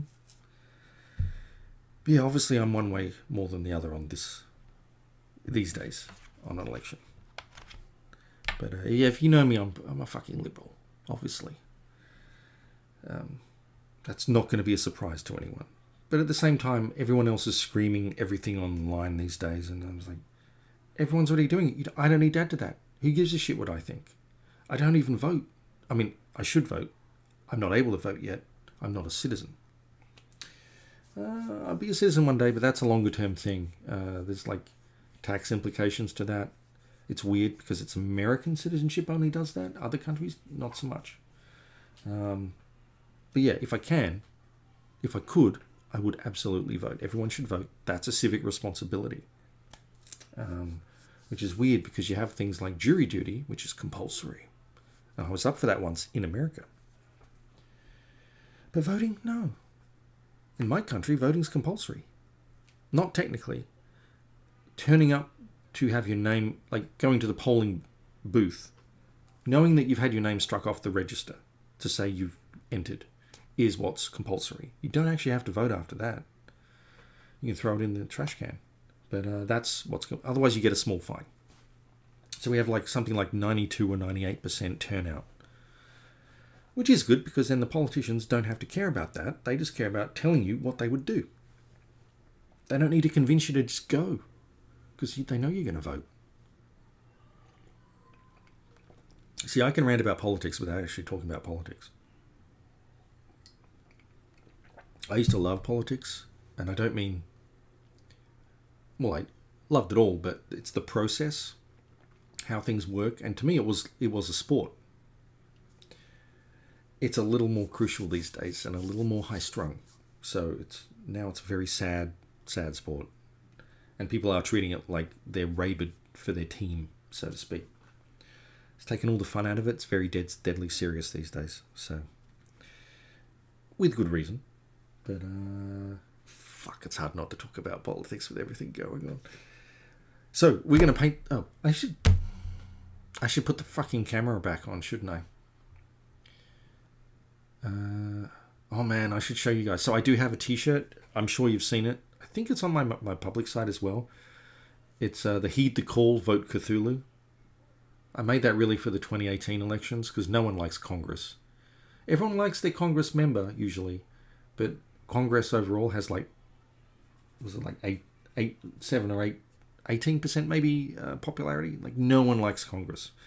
Some people like it a bit more now, but yeah, I have a great t-shirt. It's a Heed the Call, Vote Cthulhu. Maybe I can just find that. No, because it's going to fuck it up if I want to do a time lapse. I'm not going to... I need to do a rambly thing later on. But for now, let me get back to the art.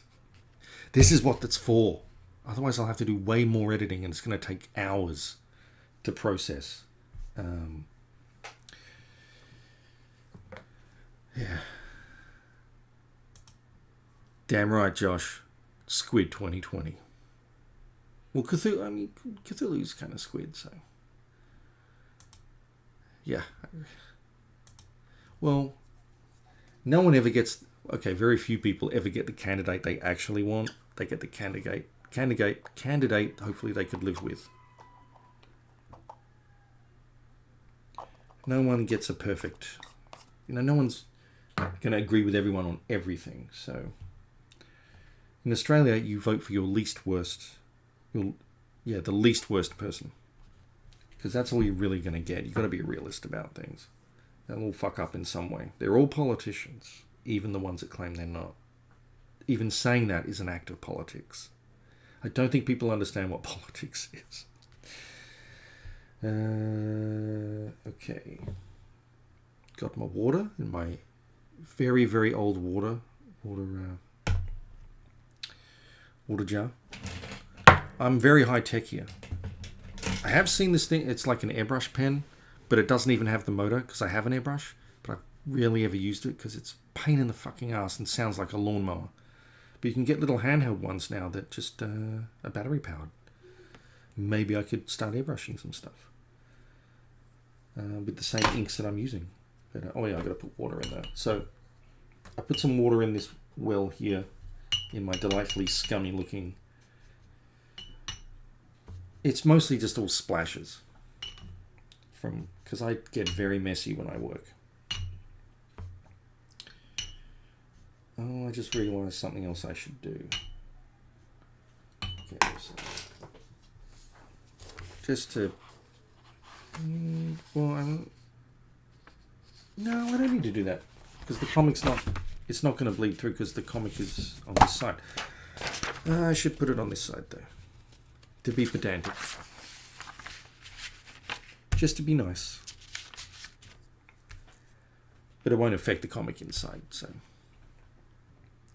I have watered down some black ink into some grey, so I can do a first pass in grey to get a lot of the tones down and define the flame somewhat.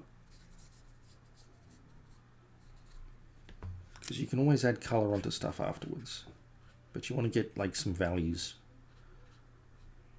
Some values. It's all about values. Anyway, I guess that was some big news on my phone. I usually dread looking at the phone for what the hell is going on whenever I get a news update. I'm almost relieved when it's boring shit that they should not be sending me, like who won the US golf tournament. Why do I need to know that? Why does 90% of the world need to know that who don't care about golf? It's not that important. But sometimes there's some big news. Like when a celebrity dies, you just, glance at your phone. Oh, completely ruin your day. There was a while there, a few years ago, where every con I did, while I was at a convention, a big, huge, famous celebrity would die. Or have something really weird happen to him. So, it happened with Prince when Prince died. It happened with David Bowie when David Bowie passed away. There's some others I forget. I was on a live stream recently when we got the alert that Chadwick Boseman died. So I'm like, for some reason I get the news alerts first, so I have to tell everyone else, holy shit, because they wonder like, what the fuck? Chadwick Boseman just died. That's not some expected news. Well, it wasn't. But I will never forget, it's very clear in my mind. I don't know why, that people remember where they were when 9/11 happened. I remember exactly where I was when I found out Charlie Sheen has AIDS. I got a news alert about it. He told the world he was HIV positive, not AIDS, HIV positive. I think that's what it was. Yeah, that's what it was. It was serious stuff. So I was in the gift shop of Edinburgh Castle in Scotland. We just had looking at this fantastic, castle, and looking at scotches and walking through this ancient structure, and we're in the gift shop. I'm getting bored because I'm not the one looking at little gifts usually, and then I get a news alert about Charlie Sheen.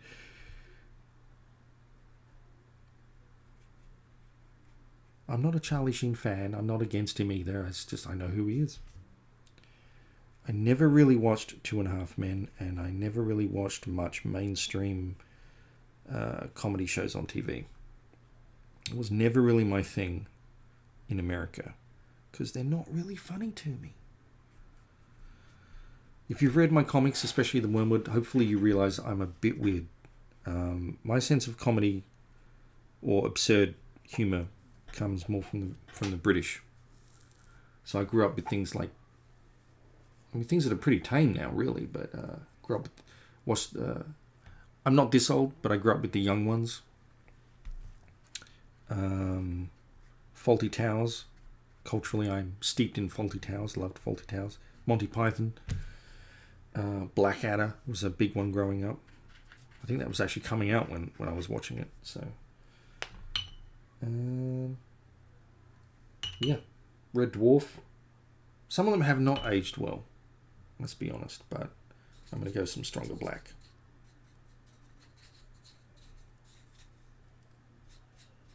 Yeah, stronger black there.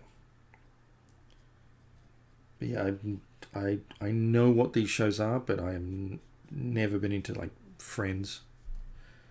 How I Met Your Mother and all of that stuff. Or The Living Cancer. The Living Cancer that is The Big Bang Theory. I am sorry, but that show has done so much harm to generate the stereotype of comic books and of nerd culture in general, of those people who, yeah, it hasn't made them trendy, or us trendy. So I really don't like that show. It's done a big disservice. It sort of laughs at people instead of with them for very, very cheap mainstream laughs. Cannot stand that. If you like it, to each their own.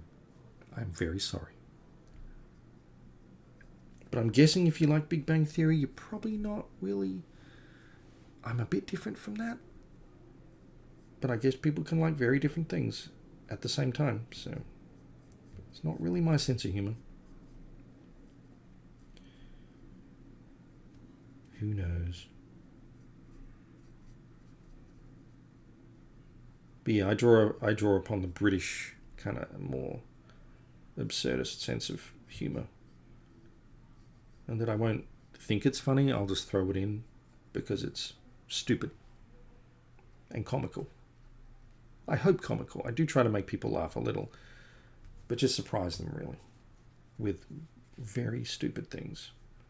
I like to call my books, at least the ones I'm trying to be stupid with, very stupid books for smart people, as opposed to smart books for stupid people, which also exist. So I know you guys ain't stupid. Or as we say in Australia, stupid. Because we, at least we used to say the letter U differently in a lot of words. Which I got in, I nearly got testy the other day on Twitter about. Because there was some dick from NPR that was trying to declare the way you say emu in America, when you're completely ignorant of the word emu, was official in America of like, no, the way we say it is fine. It's like, no, my friend. It's an emu. It's a thing. It's a living creature. It's a name of something. You pronounce it the way it's meant to actually be pronounced. Because it's not like it's a hard accent or anything. It's simply the way a letter is said. The second largest flightless bird in the world is called an emu. It's a U, not an oo. When an American says, because they may not have heard it said before, they say emu, I think they're talking baby talk. And it sounds absurd to me. And I always let them know, it's like it's actually pronounced with a hard, I don't know what you call it, if it's a hard or a soft U, instead of a oo.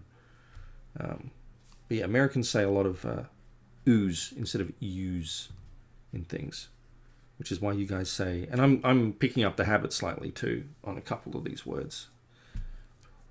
I don't know if I should try and stop myself, but like news is in Australia, news is in America. But my favorite one is I get people to, I do this at a lot of cons. I ask them, it's like, you know that popular military game that's not Medal of Honor, what's that other one called? The Call of Duty. Call of Duty. It's Call of Duty. Because if you don't say the U, you don't have to say the T, because we say Call of Duty. T's become D's in Australian. But we sure as shit don't say duty, which is dirty. But yeah, apparently in Australia, people are starting to pick up the American inflection as well. So, which is sad on a level, because you want to maintain differences that make you unique. America might like it, but the rest of the world doesn't really. There'll be a lot of sad people that don't want everywhere else to become just like America. And many Americans too, because if you want to travel, you don't want to see the same shit, the same culture everywhere. You know, it's kind of depressing. You go to Rome and you go to McDonald's, you know. You want the experience. You want some differences out there. I have eaten at McDonald's. I'm not against McDonald's. Sometimes it is the only food to eat in an airport. I actually really like their fries. But, you know, it's fast food, so. Yeah, you just don't want that sort of monoculture to kind of dominate everywhere, because then there's no variety.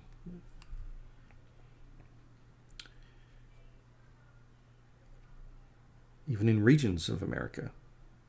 Like, I do wish they'd spread more, because I love Bojangles. And I'm not sure how many states Bojangles is in, but I only know it from North Carolina.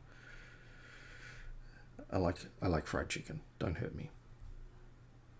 But I do wish they'd come elsewhere. And everyone in Seattle got very excited when we got a Shake Shack, like last year, I think it was. So I missed Shake Shack from New York. But there's very few of them too. And I miss Popeye's chicken. There is some in this state, but they're not anywhere close to me. Yeah, it's all culture. But I mean, the food in general. Food is a big part of culture, so you want differences where you go. You want regional dishes and stuff like that. Not against America. I love a lot of American food. And the differences. You guys do some good shit. All right, so blocking in. I would make a horrible art teacher. I'd just be telling you guys about toilets.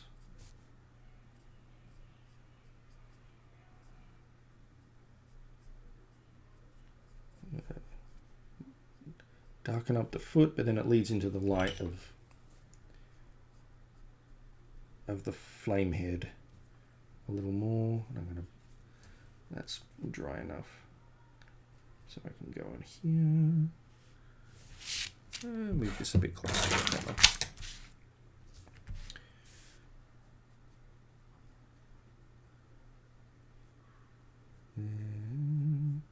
If I ever get through all my commissions, I'll have to put a poll up or something, like, hey, what do you want me to draw next, or whatnot. Make it a little more interactive. If I ever get to that point, it's not like I'm sitting around wondering what I need to draw. I always have something I have to draw, unfortunately, or fortunately. Some of it, unfortunately, is not stuff I can show on the stream, or there wouldn't be no point to it. It's like, why would I reveal something before it's time if it's mine, or legally if it's for someone else, which is a shame. But commissions are a great way to show you what I do all day. I just sit here and talk to myself about toilets. I normally take a bunch of breaks, go and get snacks, and just, my whole day is basically just chilling out and slowly drawing and trying to get focused enough. And then by the night, normally for a solid 3 hours maybe every night, I'm really alert and I really zone in and get a lot more done than I probably did the whole day. I am a night owl, unfortunately. I do my most intense, best work then usually. But sometimes you just get in the zone. Especially with paint, you tend to focus more in general. Some artists get it where it's like You know you're into the good zone when the world just shrinks away and you're so focused, and then you look at your watch and suddenly 3 hours are gone. So that is usually when you're doing good stuff. And apparently you burn an incredible amount of calories when you do that, so you're going to feel hungry and tired afterwards. Which is also why I'm so exhausted at the end of a con, because your brain has been so switched on drawing and chatting all day. Well, for people who are not extroverts, who are introverts, you expend energy when you socialize. So you get tired at the end and you need to recharge. And that is definitely me at a con. So yeah. And you try to have some nice food, nice conversation, and collapse. And sleep as long as you can until you have to get up early and do it all again the next day at a con. And appear fresh and chipper for the next group of people. Which is a lot of fun, and I like challenges anyway. I am rarely late to a convention, like on a day, but I have been a few times. Sometimes you just feel like crap, and it's out of your hands, but not if I have willpower. Generally, I'm quite professional, and I'll always stay late if I can too, so. Alright, getting the shadow in on the skull. Alrighty. It sounds like they're having a party next door or something. I do not understand. Alright. Alright, time for some shading in the chain links.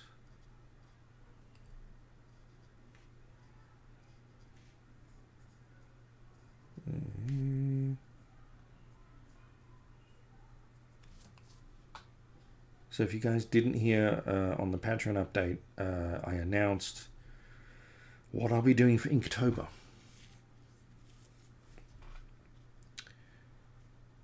And I need to do the Patreon update for everyone else so they can just read it. But I'm going to do Inktober this year, and I'm going to be drawing a whole bunch of characters from Dune. Because I love Dune. And I can't wait for it to come out, whenever that may be. Because I hope it's good. Because I'm big into horror, science fiction, and especially horror science fiction, like dark science fiction. So it kind of hits most of those notes in many ways.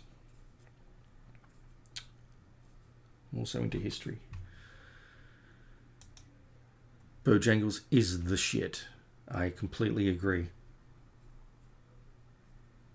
Like, Popeyes is a close second for me, but I mean, I have different tastes, but I used to crave KFC all the time, and I still love the smell, but it's not as good chicken as Bojangles.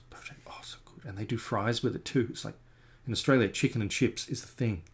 Can't get that here, freaking KFC. Or I think Popeyes. Now you guys do biscuits. It's like, no, give me fries. Chips. We call them chips. KFC does do chicken and chips, or chicken and fries in Australia. And I'm pretty sure Britain as well. Yeah, I'm sorry, man. I'm sorry, Ethan. Everyone got fucked. I got fucked the least in that the one con next for me to do that I had booked. Well, like, I didn't have to have booked because it was my hometown show. I didn't have to fly there, and I didn't have to buy a hotel room. So I didn't lose any money. Didn't make any either, but I didn't lose any. So, but yeah, a lot of people had to figure out, if they can get their money back on their expenses, because they knew the thing would probably be cancelled anyway. That was before we realized how serious it was. I'm like, well, if you take the proper precautions, it'll all be fine. And then it came out, no, this is really ramping up and this is getting bad. So, and a friend of mine actually got the COVIDs, possibly from C2E2. He certainly came down with it shortly after. So whether he got it from the actual show, I don't know. He'd have to say about that. But yeah, he wasn't doing too good. And I was sat next to him at the show. I don't think I had it, but I would like a test to confirm. because they do think it was going around. Was he sat next to me? He was sat close to me.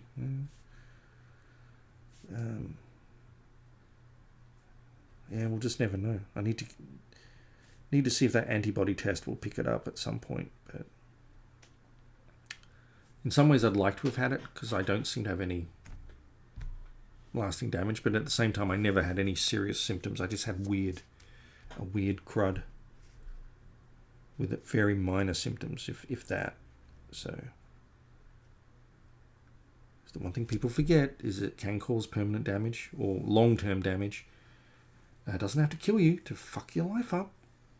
If you're dead, you won't at least care about your life. But if you're alive, you are really going to care about that. So don't want people to get infected.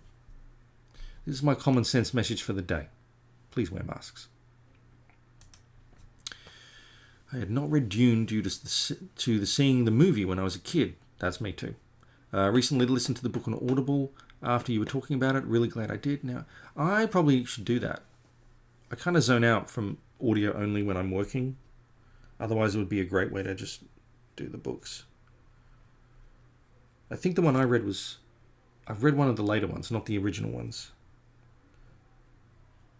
I read the one... well, I don't want to spoil it for anyone if they don't want to go too far ahead, but I read one of the ones written by Kevin J. Anderson and Brian Herbert. Wasn't a great read, but I gave it a read because of everything that came before it. So, but I've read up on the whole thing without actually reading the books. So, like, I know the players and what happens, and I used to live on Wikipedia. I learned about all this stuff. Apart from the games were my first thing. It's like, wow, these games are cool, and if that's half of that was in the book, then that's cool. And then the David Lynch movie was its own weird thing,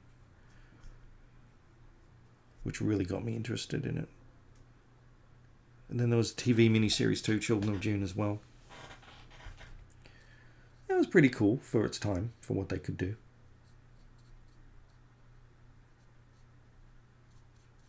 I think the only book I've bothered reading before watching a film is The Road. Cormac McCarthy's The Road. And that was a pretty easy read, pretty quick read, really.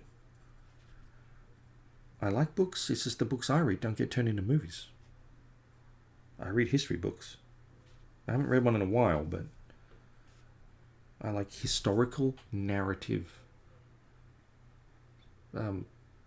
fiction, non-fiction. So it's like, it's real history told as a narrative. Usually about ancient history, stuff like that. Or medieval history. So if you want to be entertained and learn things at the same time, check out an author named Tom Holland. He's written a lot of cool stuff about history stuff. Very interesting stuff. I think he's the guy.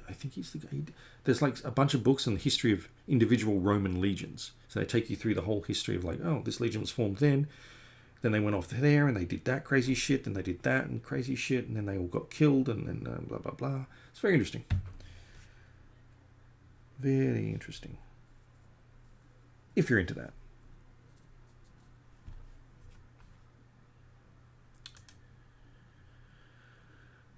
Yeah, I figured as much. Oh, I missed a whole bunch of things. I'm sorry for you, buddy. It affects people differently too. That's the fucked up thing.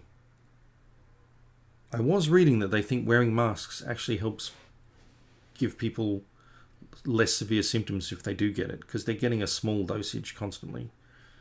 Or like to train the body more, I guess, against it. Because you need a fairly big viral load to get infected, per se.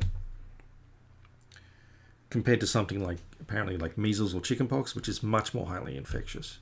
Something like 10 parts per million or whatever the term is, compared to like 100 parts per million that you would need of the virus to get the COVID. Something like that. But basically masks work, and basic social distancing kind of rules kind of work. And we could probably stamp the thing out if everyone did that within a short period of time. So in other words, it's here forever. But hopefully a vaccine will be good. I'm sorry, man. I think people will be living with some chronic conditions for a little while. Hopefully not forever, because it's weird that the virus would damage it permanently, but I don't know. It's all about that inflammation. They're coming up with new treatments all the time, though. Oh, my hand went over and I did that. So I'm darkening up the background so that I can define the flames a little bit more. This is a bit of an ink wash,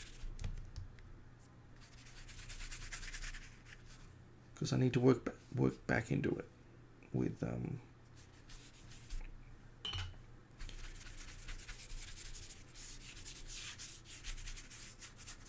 just going to cover this bit up, but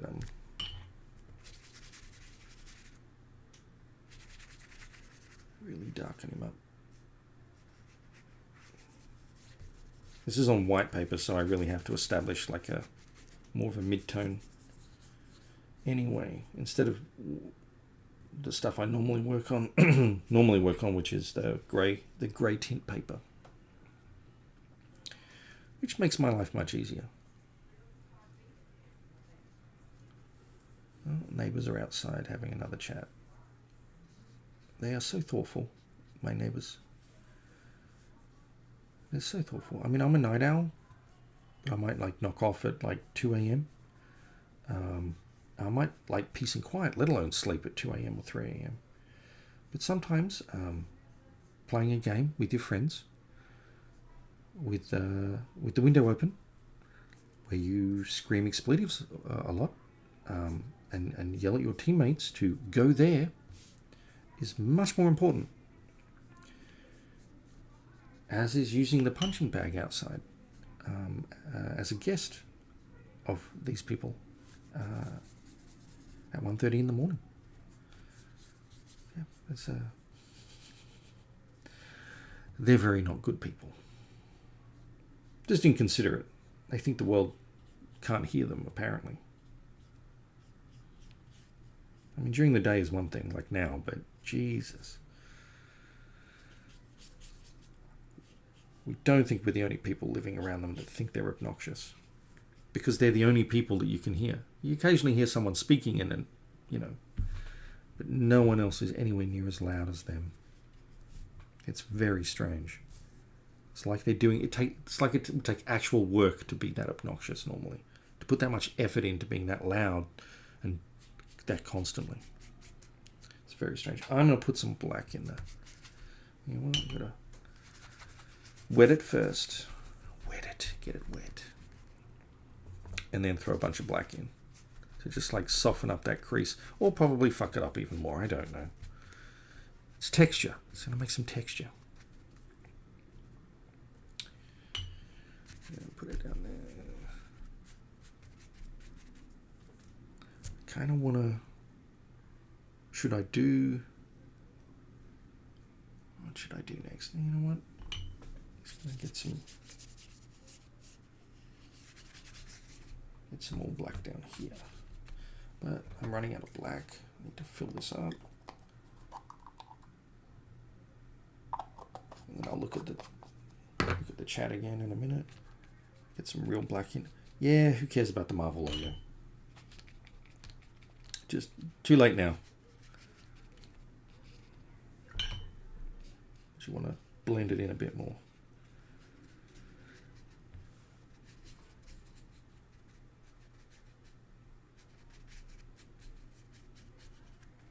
So I like the textures. So with this sort of ink anyway, it's hard to make it like a one very plain constant background. So I may as well texture it up. And I'll do some in this corner as well. So you really want to frame the lighter bits with the darker. I don't know, I'm winging it. This is my theory. It's what I feel as an artist. I didn't go to art school. I went to design school. I'm just winging this stuff. But I need to use my snot rag because it dries funny. So you want to dry back, peg back, dry, whatever the fuck. Take back some of the drops because you don't want them too prominent. Like that. I'll swap brushes back to my small brush. Make the knee very prominent, hopefully. And then fade it in. It all tends to dry lighter anyway, unfortunately. Never stays at the consistency that you go, oh, that's good. It changes a little over time. So, putting a little black in there, a little black in here, a little black in there. Yeah, it kind of worked. And more black in his arm because that's how I have decided that this weird shadow will work. It kind of really promotes the strength of the arm as a visual thing. Doesn't matter if I go over the white lines too much because I'm going to go back on them a little with paint to bring them out again. Yeah, it really doesn't matter, so I can fix that. So I want to make him pretty dark.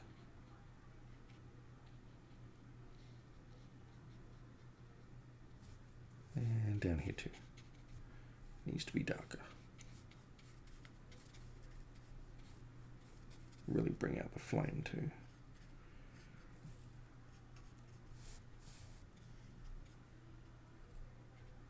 Get that bit there, get that bit there. Yeah, I'm liking it so far. It looks very pale on this bit here, but it does on the camera, but it doesn't to me. But I'm going to darken it up anyway.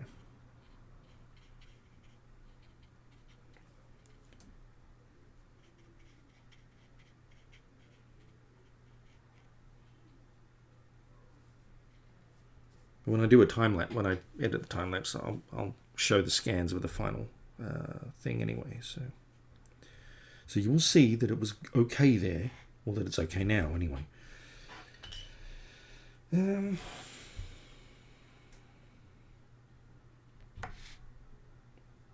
Yep, that's that stage done then. Next stage. Still a little wet. That won't take long to dry though. But next stage is the fun bit. Now we do the fire, because he's mostly fire. I'll put that on there. The road is a quick read, but I'd not call it easy. So depressing. Yeah, I knew that going in. I like depressing. I like bad endings. That's why the Mist, that Thomas Jane movie with The Mist with Thomas Jane. I love that ending. I like depressing reads and things.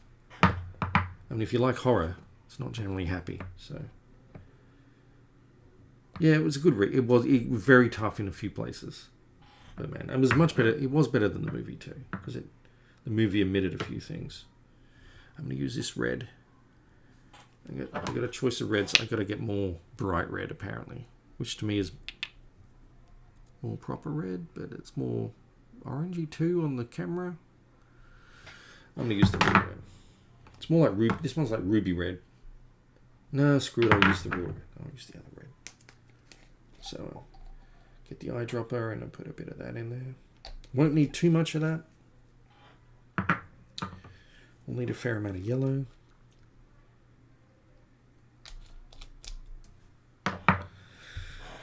This is where it gets tricky. Oh no, I'll need white as well. So I have white India ink, which is pretty good.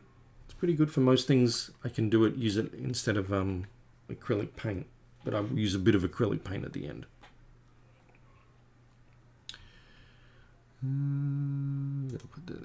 I like Eric Larson as well. Wait, Eric Larson?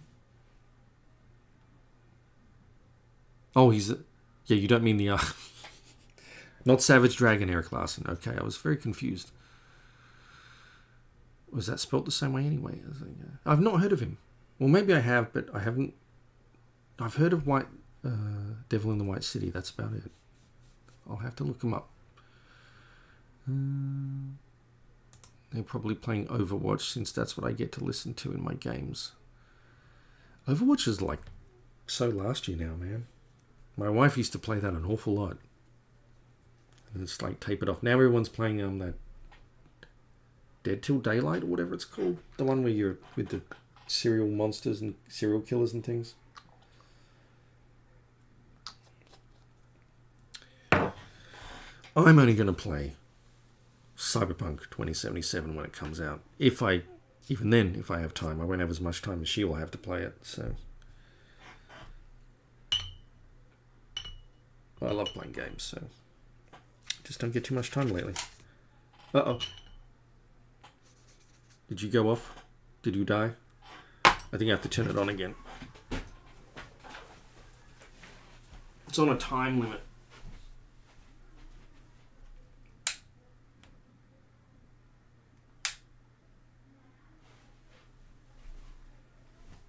Let's see if that works.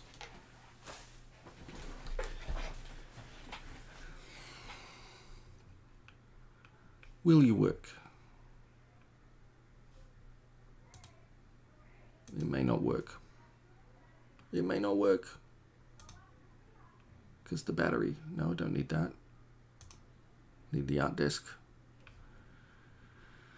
It's not bringing it back, man. I think the camera's done its timer thing. And I don't think I can bring it back. No, it's not showing up for me, goddammit. I'll try one more time.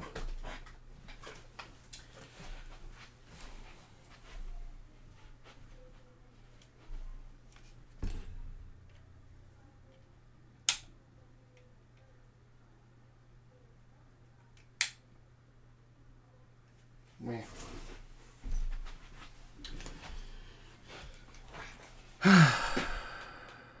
Yeah, used up all the battery. So that was the lifespan of that battery.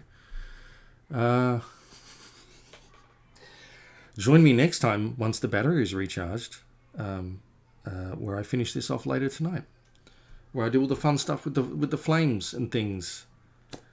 Because yeah, that was cut short. That was crap. But yeah, I guess I get like 3 hours between charges on the thing. Maybe there's a way I can directly plug it into power, but I'll figure that one out. Thank you very much for watching, guys. I'm sorry. I'm sorry, Red Wolf. My art camera just died. It needs to recharge the battery now. So I'll probably be back on this in like an hour or two to finish off the Ghost Rider. I can show the Ghost Rider. Look at this. Look at this. Upside down Ghost Rider. Sorry, guys. It's very unprofessional. Fancy camera failed me. They're really yelling right now too. It's fun. That's great. That's fantastic. That's what I want. That's what I want, to be disrupted while I'm trying to concentrate and then have my camera die on me. So thanks for watching. I'll let this dry and then I'll do the fire in the paint in part 2, which will be later on today. Or I'm going to say it's 3:30 now, so I've been going for 3.5 hours. I'll say 5 p.m. I'm gonna live stream again the final of this at 5 p.m. Pacific Standard Time. Sorry if you're not awake or busy, or if you can't catch it. Maybe some other guys will catch it. But yeah, I got to recharge my camera, and I will look at how long the life of the thing is, if there's a way I can prolong it. Because I know they're not meant for this sort of thing anyway, so they do shut off, but it literally has no power now. So I will go and charge my camera, and I will be back. Thank you so much, guys, for watching. And if you haven't yet, check out the quick Patreon video I made earlier with some stuff. And I will do another written update to just say the thing I announced in the video update. Thank you very much. I hate saying goodbye now. It sucks, man. I'll charge my damn battery. All right. Thank you, guys. Sorry if you just turned up, but I'll be back.